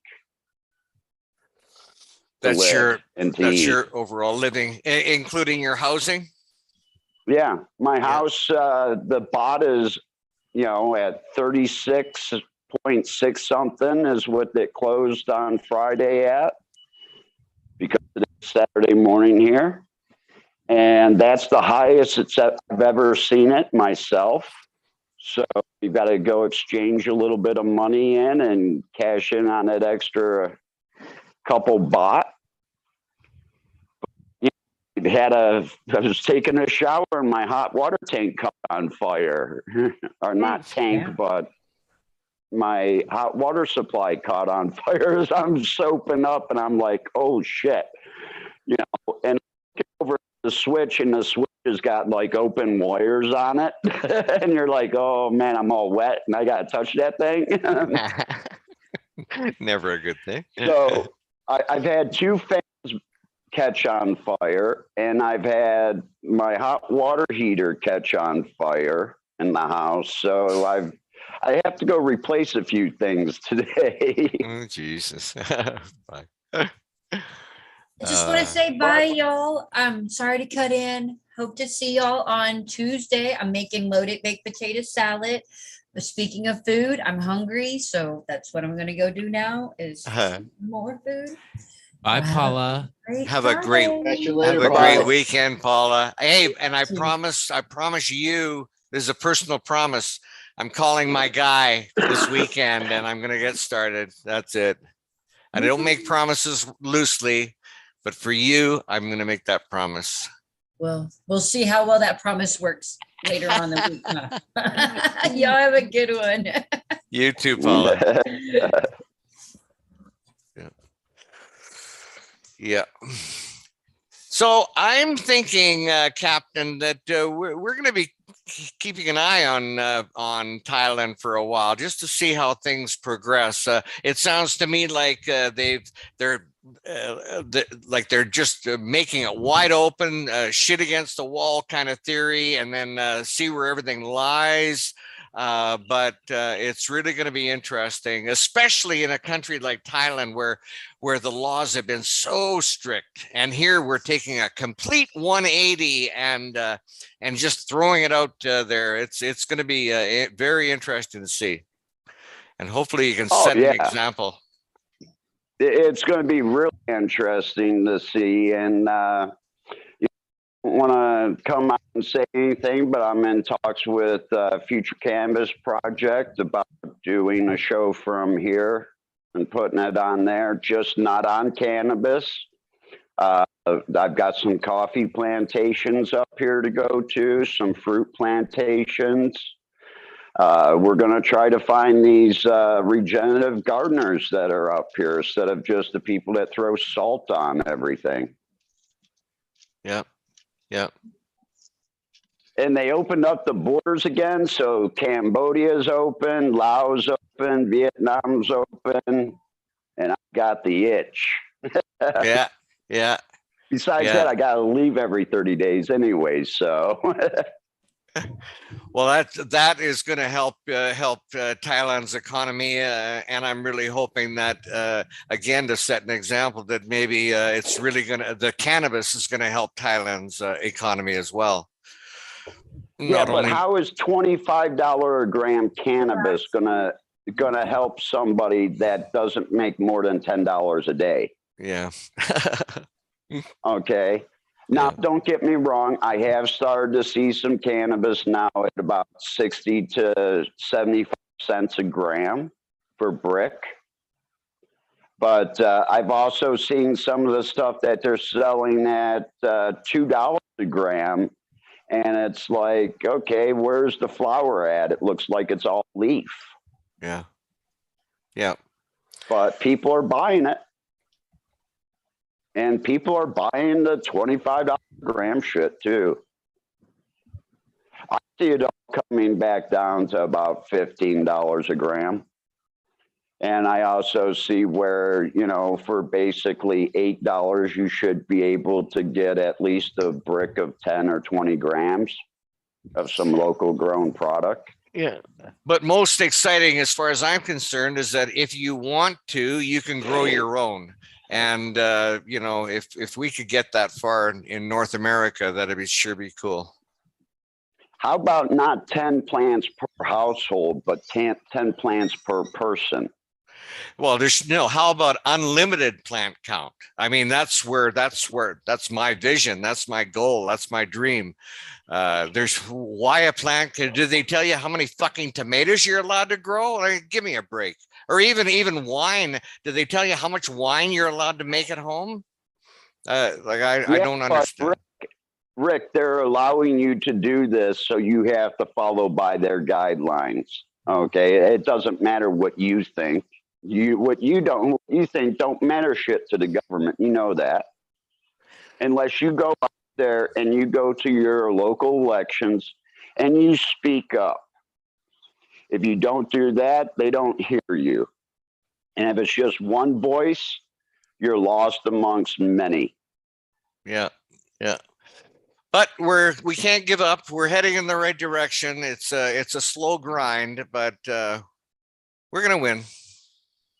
What I would suggest is if your country or your state has medical cannabis, go get your medical card and just don't talk about your grow and do whatever you want. Remember, loose lip shit sinks ships. Captain talk this morning. Fuck. Well, I You wanted to know? say what's up to Phil McCracken. He came in a little while ago, but you guys were kind of in depth of a conversation. I'm sorry, who's here? Phil McCracken. Oh, right on. Right on. Phil McCracken. Super. Thanks Cheers, for Phil. asking. That wasn't an offer, Rick. All right. What's up, Prophet? What's up, brother? How you doing? Good, good. Just sitting Glad there you listening to you popped up. guys. Pleasure to meet you, Phil.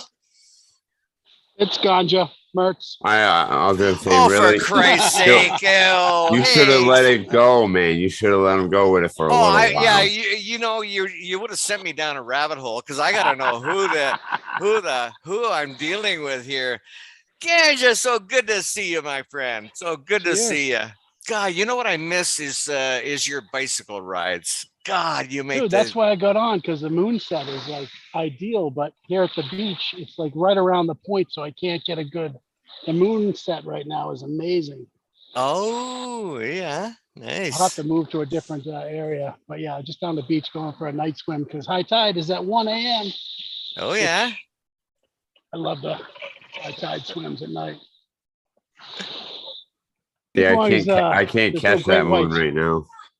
I got Oh, overcast. you can't? Oh, no shit. What did you say? You're on a Great Lake or at the ocean? Oh, no, I'm smack dab right at the Atlantic. Yeah. Yeah. I'm looking at England. He's like near me, so we be looking at the same moon. I know it sounds romantic, but I Yeah, unfortunately it's have an a amazing moon overcast. tonight. Yeah, I know.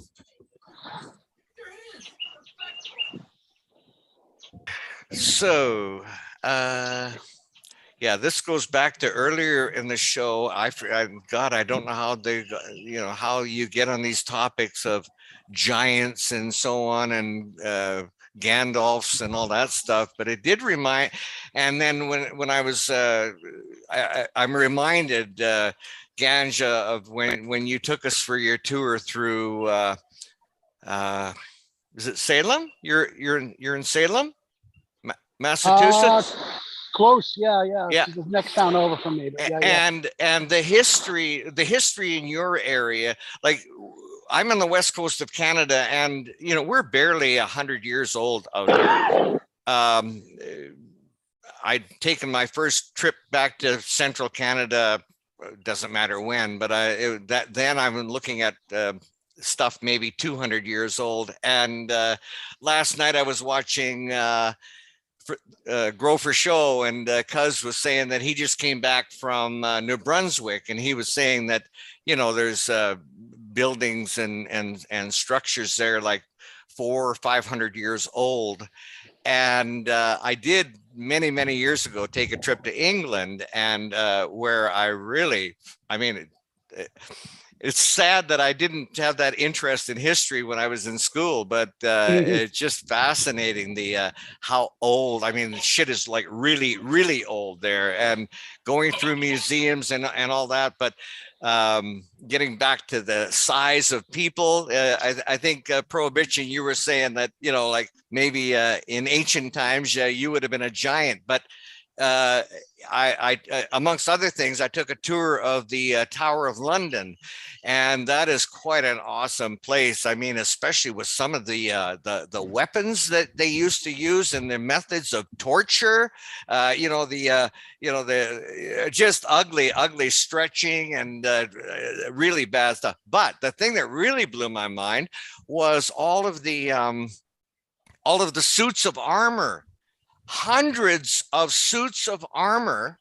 Okay. But these people, they were I'll bet you they were barely 4.5 feet tall. All of the armor was like maybe 4.5 feet tall. There, I said it. Amazing. Yeah, it's so here, some of our oldest buildings are probably 1600s.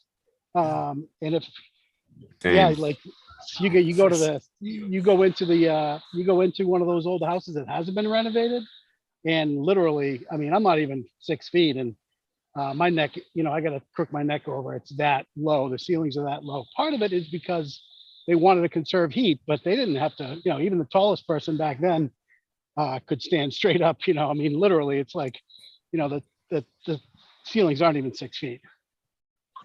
Crazy. Yeah, it's true. No, we're grown giants now. I guess I would be a giant then. Yeah. Well, you know, Charlemagne back then, right?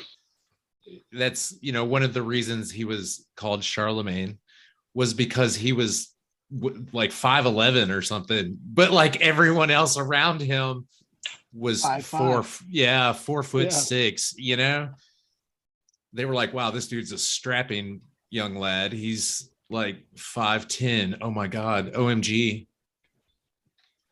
But you know what they say is, you know, if you read any pre-Columbian history or you know, Daniel Bornstein or some of the big historians from back in the day who really dealt with that time period, though, you know, they may have been short, but they would fuck you up. They were much stronger than we are today.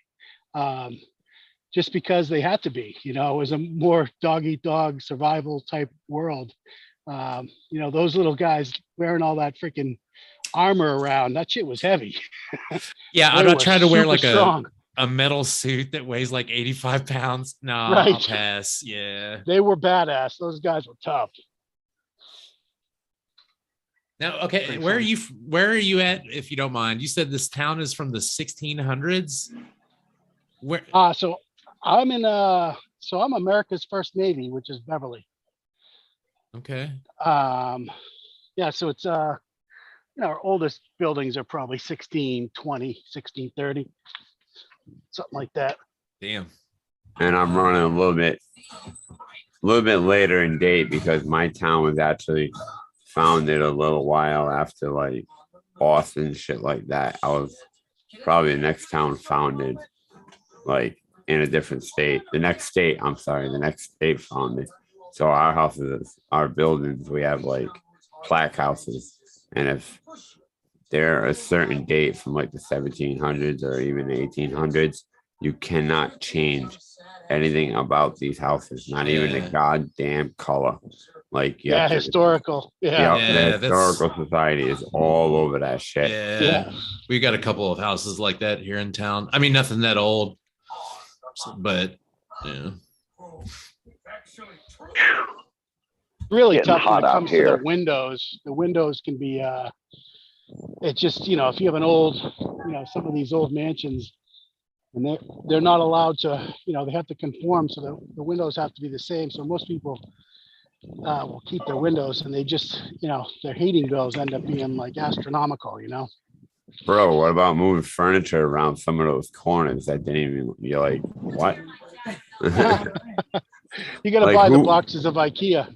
Who the fuck built this place? Like, this doesn't even make sense. Like, half the house is this tall, this door is, it's nuts, man. Yeah, for sure. Furniture has to go in sections. Like, I'm gonna go to the point here, and Stop moving around. where They were specifically. we can see the moon.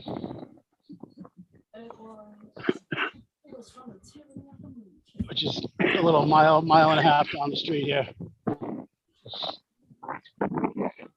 My favorite trip that you took us on, Phil, was when it was late at night and you're on your bike and driving down the sidewalk, and every time, and then I can see the street light up ahead, and as you get closer to the street light, everything gets brighter, and then you go past the street light, everything gets dark again, and block after block after block. Then you got to wherever you were going to.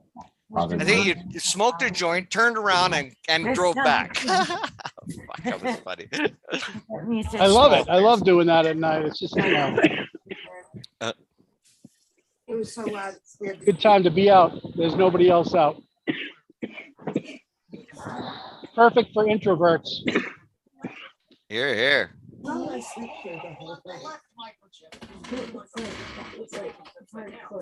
AC. Was it like this the whole time? what? Boy, that sun drove me in. That was getting hot sitting out there. The back of my head got up to probably about 120. Wow. What's the what's the humidity like these days? It's rainy season. It's 90-some% all the time. Oh my God! Wow. Last night was the first night that it didn't rain for a while. Usually when the sun goes down, it rains. Really? You began? Oh, well, sorry. I thought. Never It's mind. rainy season. I guess I was wrong box. Hey, Bob. Is that what she said too? Yes, she did. Hey, honey, that's the wrong box. Yeah, but it's tighter.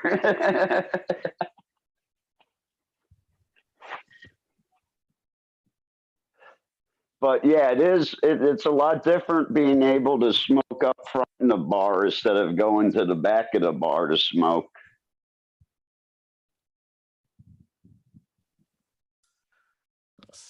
Yeah, it's different. Yeah, it's a lot different. But it all happened so quickly. Like you had no idea when you left Thailand to come back to the U.S. You had no idea that this was. My government friends were not even talking to me about it because I'm asking them, and I'm asking them. They say, nope, no THC over 0.2%. Everything has to be CBD. And I come back up to Chiang Rai, and it's like little fucking Amsterdam.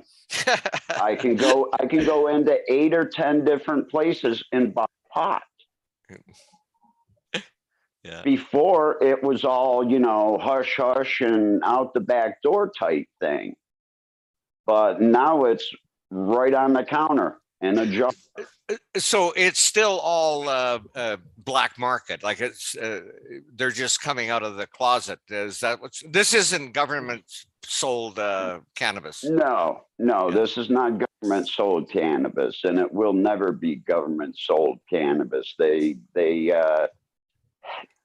you follow the politics here in Thailand, you'll understand really why they did it. And it's because the coup is now at like year 8, and they're trying to hold power still. And the only way I think they could really think it. And, you have Chad on, and Chad is now working for Sensi Seeds. And while Chad was over there, the Thai delegation was at Sensi Seeds. Yeah. And I think the Europeans really pushed Thailand to go on the be first, don't be second type model, which is correct in trying to make money. And Thailand is the biggest country in Asia for cannabis, as far as the myth of cannabis is here in Thailand. So, it was like, we better be first, because if we're going to be second, we're going to miss out on all that money.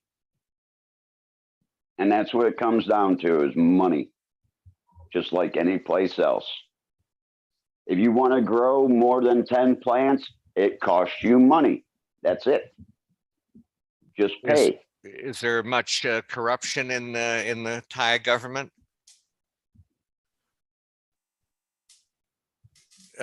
You don't have to answer that.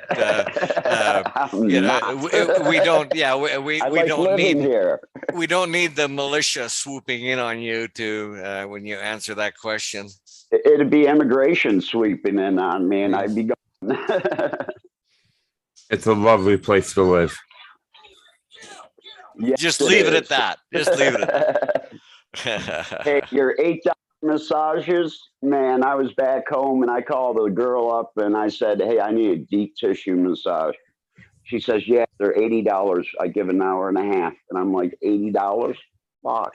I can get 10 massages back here, and all of them with a happy ending.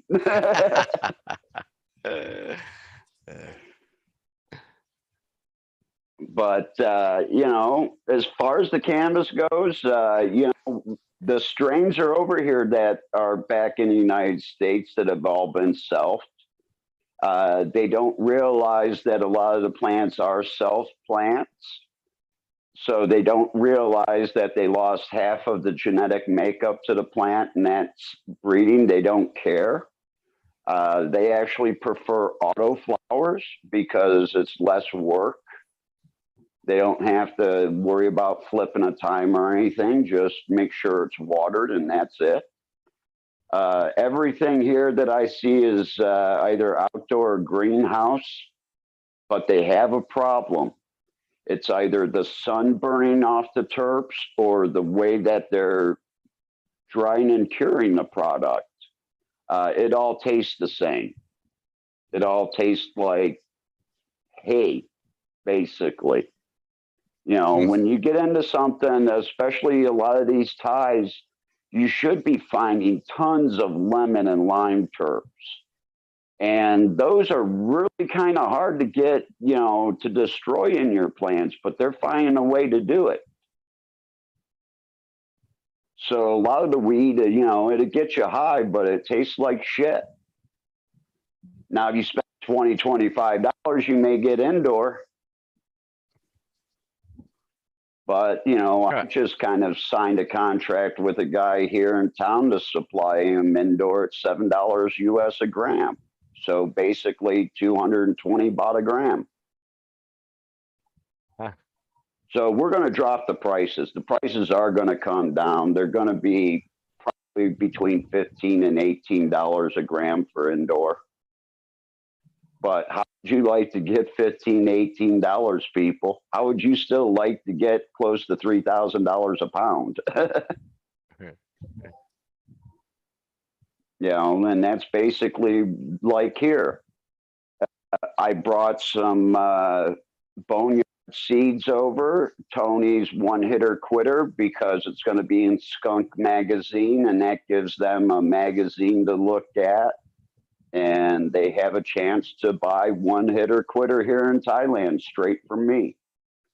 And that could be another opportunity that I can venture down, is taking some of our craft cannabis growers, the good ones out there, and putting out their seeds here in Thailand. Not only that, sending back all the Thai seeds and all the Asian seeds, because with all these genetics that are coming out of India, Pakistan, Afghanistan, with the Asian strains, if people really look at the big picture, we can hit the reset button again and get out of all this bottlenecking that we've gotten to and start fresh. This is probably the last time we can start fresh. I have a hard time handing out seeds here because I don't want the males to go off. I don't want them to say, oh, we forgot to pull that male. Well, damn, that was a 7-foot indica plant. You just screwed like 3 kilometers worth of weed in the area. I don't want to be that person. I don't want to be that European that, you know, screws up Jamaica again. We've watched that happen. We don't want it to happen again. Not here. Because this is where all the fruit flavors are at. So does your climate, is your climate more conducive to certain strains, like more conducive to sativa as opposed to broadleaf? Yeah, because in December, January, and parts of February, nighttime temperatures are in the 30s and 40 degrees. And then they go up to mid, you know, low to mid 80s during the day. But we still have that very high humidity. Was it you that was saying that you knew of a plant that a cannabis plant that had been growing for a number of years because it was just the right type of climate that you could just keep it growing at like? No, that wasn't me. Okay, yeah. I thought it was somebody maybe in an area that you live in. No, we don't get over 12 hours and 57 minutes a year of light or darkness. That is our swing. We have Okay. 57 minutes from 12/12. How far are you from the equator? We're on the 18th, 19th parallel. I did my math classes, my geography classes for this show. Thank you very much. I appreciate that. That's pretty The close. mittens Yeah. over here, and I'm clear the fuck on the other side of the world. Well, that's very literally close. 10,000 miles away. Wow. Thanks, Mom. Yeah.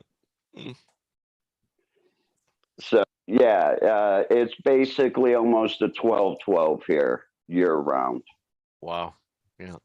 But during April to mid-August, if you were to do anything outside, you would still have to light dep it because we have an ambient light, so it doesn't get dark.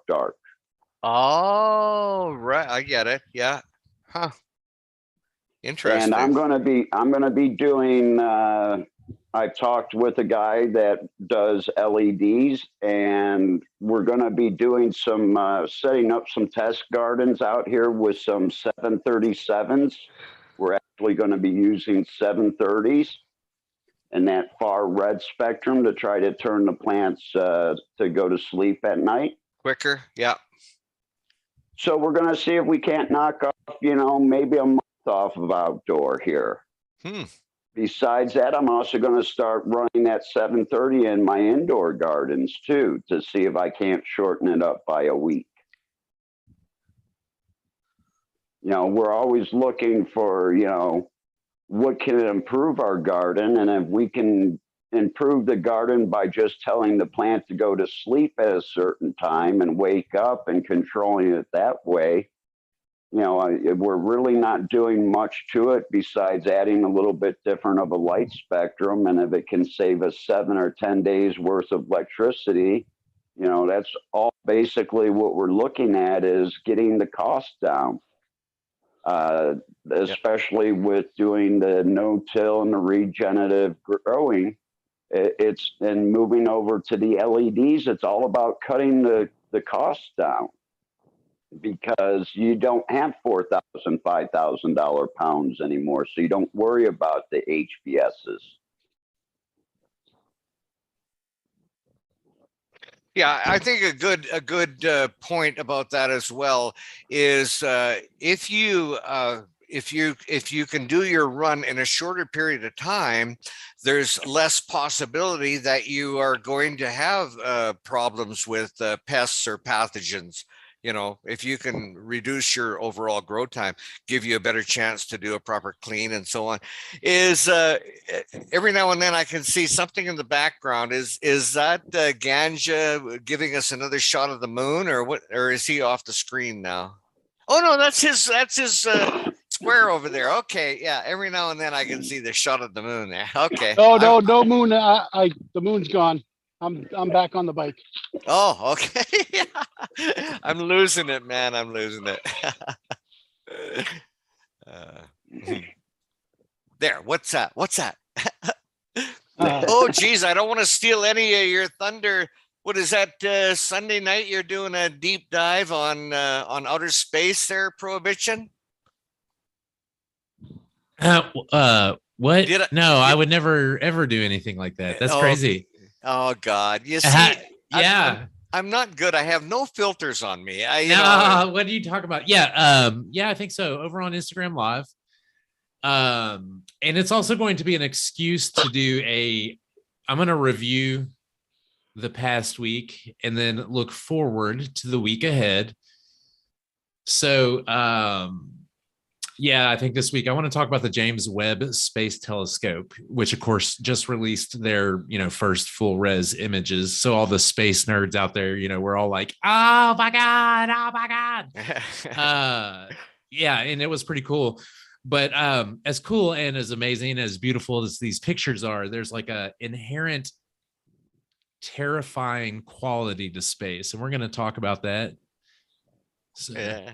and then I Okay, might have so a new that- grower maybe gonna jump on too, which is a weird thing. So Where the hell did that Did you come hear from? about that? Did you Yeah. hear about that pulse that they found? They couldn't locate it because they're not able to triangulate yet, but they found a pulse that was basically the first time they got like a longer pulse. It was like a 3-second heartbeat, basically. Really well, funky. space is scary, man. And I almost halfway expected y'all to get a look at these pictures and there be something looking back at us. And I was just like, I don't know that we're ready for that. You know, like we're gonna be like, Sooner or oh, later. look, it's Thanos up on the fucking picture. I'm out. You know, yeah, man. So all that stuff, I love that stuff though. I do suffer from a touch of astrophobia, which is like a natural fear of space, but like it's very interesting. And like some of these pictures that we're getting to see now, the public's getting to see, like they're amazing. Like they're absolutely amazing. Like the weird the James Webb, they just released their first images, but they've also just recently, like the last day or two, they put out a picture of Jupiter that they've taken using like infrared or X-ray or something like that, which is just amazing. Yeah, And like that was amazing. yeah, the detail and stuff. The rings. It's so crazy. It's just yeah. So I think Sunday, probably 11-ish. So I'll be doing that over an Instagram Live. I think I'm gonna record it as well to put out just on my channel and maybe on Let's Be Buds channel. But yeah, we'll be hanging out over there. We're gonna talk about the James Webb thing. I'm gonna probably be showing off like their website. So they have a really neat website that's built for the public to use in social media endeavors and everything like that. So you're encouraged to share the photos as long as you give credit, of course. But their website has some really neat stuff. So I'm like, maybe on the broadcast that'll end up on YouTube, I'll have that up on the screen running. Like they've got a screen, a slideshow. Yeah. A slideshow going right now. That's just really cool. It's all the images, back to back. You all know what you know what that is. So yeah, so that'll be pretty cool, I think. So hopefully, thanks, Rick. I appreciate that, man. Right on, buddy. Right on. Yeah, I'll try to check it out. Yeah. It'll be after all the cool shows, so I don't expect anybody to be around. Everybody's going to be spent from watching Sundays and Confused and Cheap Home Grow and MGBS, But if anybody's like stumbling around drunk or high on life and bored. God, yeah. When I think about it, Sunday is a busy. Yeah, it's a powerhouse day, man. Wow. Yeah, last Sunday was fantastic. It starts off with wake and bake. Wake and bake, yeah. And then it just goes and goes and goes. Oh my God, it's Sunday's a really good day. I was kind of surprised once I started thinking about like all the stuff that I try to watch, which is not even all of the available really good shows to watch, but even just all the stuff I was watching. I was like, dang, there's like 7 or 8 hours of good content to kind of go through and have playing in the background or whatnot. Yeah. Cheers, chatter. Yeah, well, and Weed Nerd, cheers, Weed Nerd. Just mentioning, you can have up to 30% far red for the Emerson effect. Yeah. All kinds of tricks. Yeah, I usually use my pucks. I have infrared. I have the 730 on my regular boards, but I use that in the. So basically, I turn them on 15 minutes before my lights go on until 15 minutes after my lights are on, and then I do the same on the other end and put them on 15 minutes before the lights go off until 15 minutes after the lights go off, and that gives you that sleep, which I believe is different than the Emerson effect, basically, but I think the spectrum is beneficial overall. That's why I have ongoing disagreements with Dr. Coco measuring the lights and which one's the better light, because he's not, the meter he uses doesn't even capture 730 nanometers. So he's not, because it's not considered by old standards, it's not considered photosynthetic. So photosynthetic is 400 to 700. But that's bullshit. That's old science. New science is showing that photosynthetic goes higher and lower. So yeah, I think science is just catching up with it. But yeah, when you're evaluating a light, I don't like the way he evaluates it, because I think he's missing the whole spectrums that you want. Because I think below, I mean, I also run UVB bulbs. I make sure that I get at least a watt of UVB, a watt of output of UVB, which requires a lot more than a watt. But that UVB in the 330 to 350 nanometer or 300 to 350 nanometers, you're not going to get that from an LED. And that is, I think, essential as well for the trichomes to kind of lather up and put on their sunscreen. And you're not getting that. I think that's more, especially with strains that come from higher elevations where they would naturally get the UVB all the time. It's huge, and those aren't measured as well. Nobody's measuring, UVB, and yet I think that's important. So when you're evaluating what you're doing for lights, I think there's a lot more to it than just fucking dealing with what's photosynthetic by old standards. I think photosynthetic is widened quite a bit, and I think probably Bugby will. I mean, he's already alluded to it, but I'm sure Bugby's going to come out with something more, as he's got a lot of stuff going on right now with evaluating those two spectrums, the spectrum above and below. Hence the reason why he's come out with his Apogee has come out with all their new light sensors. All their new sensors go to much higher spectrums and lower spectrums. They don't. That MQ520 is old technology now. That's 400 to 700 is yesterday. Now the new Apogee instruments, the top, and they basically go up to 1,000. So they're basically capturing everything. So Ganja, how long have you been experimenting with different lighting spectrums and so on, and what type of results have you been experiencing? Like have you been able to notice a shortened flowering time? Have you noticed an increase in terpene development, like you were mentioning about the UVB? Yeah, so honestly, I am not like GMF, or scientific about it. Anything that I'd say would be anecdotal. I think it works, but I really, honestly, I mean, have I gone scientific about it and really have anything to back it up? No, but I've noticed for sure my flowering times. It's tough to say also because I like to ripen the shit out of everything. I mean, I like my bananas black. I like my weed the same way, I like it really ripe. I think people pick way too early. So yeah, I guess anecdotally, yeah, but I really, I don't have anything. I haven't run any trials, but stay tuned. Bugby is gonna have some shit out because he's been doing it now for. I mean, it's been over a year now that his trial started on that. Oh, okay, cool. And it's cheap. Like it's like I get my UVB from essentially you can't get it from LEDs. I mean, you can. But they burn out really quick and they're super expensive and nobody really makes them, especially not in the horticultural field. But you can buy I buy the Agramax bulbs, which the ones that I have a good UVB output. The key is to find one that actually has a good UVB output. Some people use reptile bulbs, but I find that reptile bulbs, you really got to put them on the plant to get any effect because they really don't have any output. Whereas like the Agramax will give you, I think for every 20 watts, it gives you a watt of output. So it's really more efficient than the other ones and really works well. Like it'll definitely give you a suntan. Has that light been used to try to prevent powdery mildew?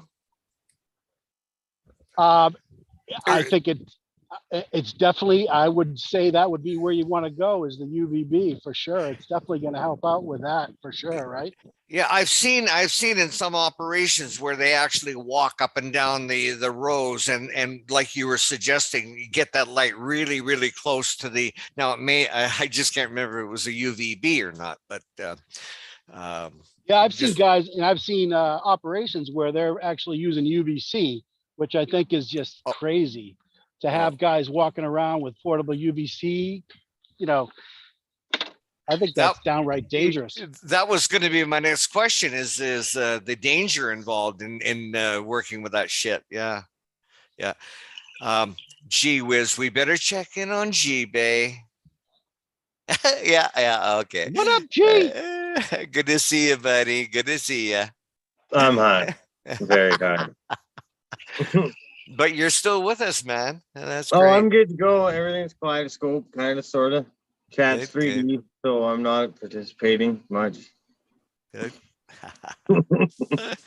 Having a great time. Wife was a little, she's not participating, so I'm on my own here, but You'll be fine. You'll be fine. my cheeks hurt from holding back smiles constantly, really is the only issue. G-Bay, you're on the Atlantic, right? No, I am on the Great Lakes. You're Bay. inland there. Yeah. Yes, Okay, yeah. You're on the water, but you're inland there. Correct. Yeah. No Nice. salt. No salt for you. Just I mushrooms. was gonna ask if the tunas have made it up your way yet. No tuna in the water, no. Yeah, we just had this past weekend, we have the Bluefin Blowout, which is the big tuna fishing tournament. All the big boats show up in town, fancy boats. And Nice. what is it based on the weight of the tuna, the tournament itself? Yeah, it's biggest tuna. So Definitely throw some weight. numbers at me. What kind of fish were they pulling out this year? So my buddy Danny, he got a 487 pound, which is small. I mean, that's tiny, but Lena, there's these two chicks. All right, there's these two chicks that fish down here that are just Michelle and Lena, and they're little hotties in bikinis landing huge fish. I hope they get on the tuna show here, the National Geographic show here, which is basically, that all takes place right here. I mean, I've got like three of them guys on that show I know really well from my town. So, hopefully they get on it, because they got a 600 and I think it was like 660 or 680. I'm trying to think what's the name of their boat, but you can follow them on Instagram. You can find them just they got a bunch of Instagram.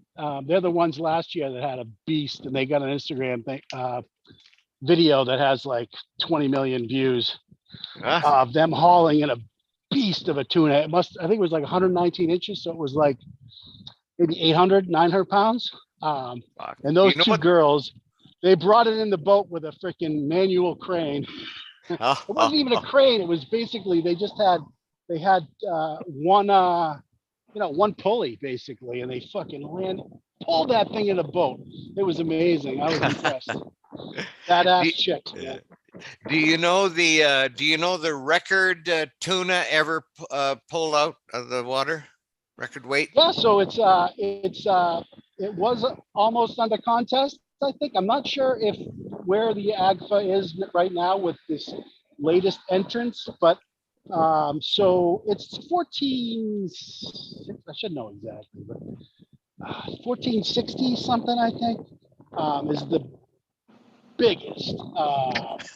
There was a 1,000-pounder that's the biggest in Florida that was just landed not too long ago, and 1,000 is huge for Florida.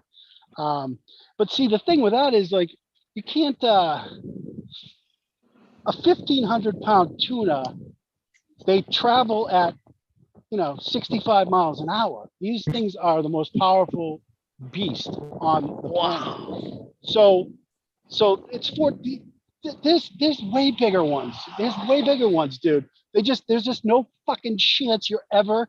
The only way you have a chance is if you stuck it. If a harpooner found one surfacing and they stuck it, and the chances of that are slim to none because there are not that many harpooners out there. And we've got planes looking for them and spotting them, but you're looking for that one cherry.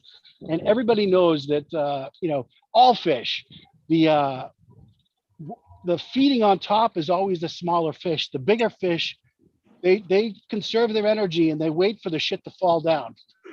So yeah, that's what I was gonna say. They're they're probably just smart. They know they don't move. They just fucking hang out there. The only time you'll ever see a big fish is when they go into this mode after feeding. They go into this mode of just kind of wiggling and like sunning themselves in there. The science isn't in completely. I mean, Molly Lukovich up here, we've got the most tuna research happens here with University of New Hampshire. And, they're studying this whole thing, but the thought is that they're sleeping and kind of just cruising on top at, 30 knots asleep, it's pretty amazing. cool. Yeah, that was a series that I really enjoyed watching. Was the tuna? I forget what it was called, but some tuna show. But one time I was looking in not to promote the TV guide, but looking at a TV guide or whatever they call it those days, and there was a misprint, and it said that they were catching a 10,000 pound tuna. And I went, holy shit, man, I got to tune in for that one and watch the whole show. And there's no fucking 10,000 pound tuna, but I had to watch anyway. No chance of a 10,000 pounder. That's a little outrageous. No, a bit of a typo there. Yeah. I bet you there might be a 2,000 pounder or a 2,200 or a 2,400 pounder, maybe. Yeah, wow. I don't know, which is still pretty big. I mean, how old would those tunas live for? Right? Yeah, they live a long time. So they live some of the older ones that they know are estimated to be 80 years, upwards of 80 years. So they do get pretty big. I mean, they do get pretty old, probably even older. The marlin is like in Australia, they had one that made it to the boat, but it was the great whites, took 3/4 of it. So all they got was the head of it. And they estimate by the head of it, it couldn't be officially measured or recorded as, actually, because there wasn't anything left of the fish other than the head. But they could extrapolate by the head that it was bigger than anything ever. I mean, like literally, it's like well over 2,000 pounds. Jesus Christ. And that's a marlin, which they're a little bit faster, but not nearly as, they're just much more acrobatic. They're a more topwater fish. Yeah. Tuna will go down to the bottom and will just run forever. Marlin will stay towards the top, kind of like a tarpon, but yeah, just a marlin that big. So we know that there's huge fish out there. So I think that tuna is definitely well over 2. Wow. The science will show soon enough. I mean, the new sensors and the new, some of these boats now, a couple of these guys have just kind of upgraded to this latest technology, and it's basically like, it's a periscope that basically you basically have a transducer on the bottom of your hull, but now it's a periscope. It shoots down. Like you can't have it down. It goes 6 feet, 8 feet into the water. You have to wait until you're going slow enough that you can actually pneumatically or hydraulically, push it down into the water. But that technology and the sensors, and you actually see the fish, and the scans are getting better and better and better and more refined. The problem is that you're paying $100,000 just for the transducer, and then that whole through hull periscope thing is like probably 50 grand. I mean, it's crazy money. Those are going into like the big boats. But Yeah, so sooner or later we're gonna see everything that's down, that's down there. We'll have a much better, and so accurately that you can actually estimate size and weight of fish. Yeah. Yeah. Even now you can pretty much tell with some other ones, you can tell, not exactly, but you can tell pretty good, pretty well how big that fish is. It allows you to measure pretty well, especially if it's in, 300 feet of water or less. The further down in the water column you go, the, tougher it is. All right, guys, I hate to be that guy, but I'm gonna go spend time with family now. So it's time to shut her down, I think. Great to see y'all. Yeah, it's been a great time. Bert, it's great hearing a little bit of fish and talk. And to be honest, you're driving me nuts. I'm sitting here looking at a lake. I'm not going to be catching no 800-900 pound tuna by any means. I'll see if I can go find myself a nice, 3-4 pound rainbow trout or something like that. Dead. Everybody, yeah, y'all are awesome. Solo, you got a quote for us before we go, brother? Oh, is he still with us? It would appear not. Sorry, yeah, no, he seriously, it was like photo bombing of the memes, or not memes, but like his quotes that he did. It was seriously about 30 of them there last week. That dude's awesome. Everyone live chat, you guys are all fucking rad. We love y'all. Thanks for hanging out every night. Pro bitching, brother. It's always great to see you. Mertz, it's been a long time, actually. Great to hear. Yeah, good to see you, man. In a while. And Rick and G-Bay, it's always great hanging out with you brothers. We look forward to our conversations. And with that, I'm gonna go see some family I haven't seen in a good few months. And everybody, I want y'all to have a great weekend. Have a safe weekend, please. We want to see y'all here for the Sunday morning wake and bake. And yeah, give someone a hug. Nice seeing you guys. Cheers. Cool. Great What's to that? see everybody. All right. He's out of here. Sorry, just said nice to see you, bro. All right.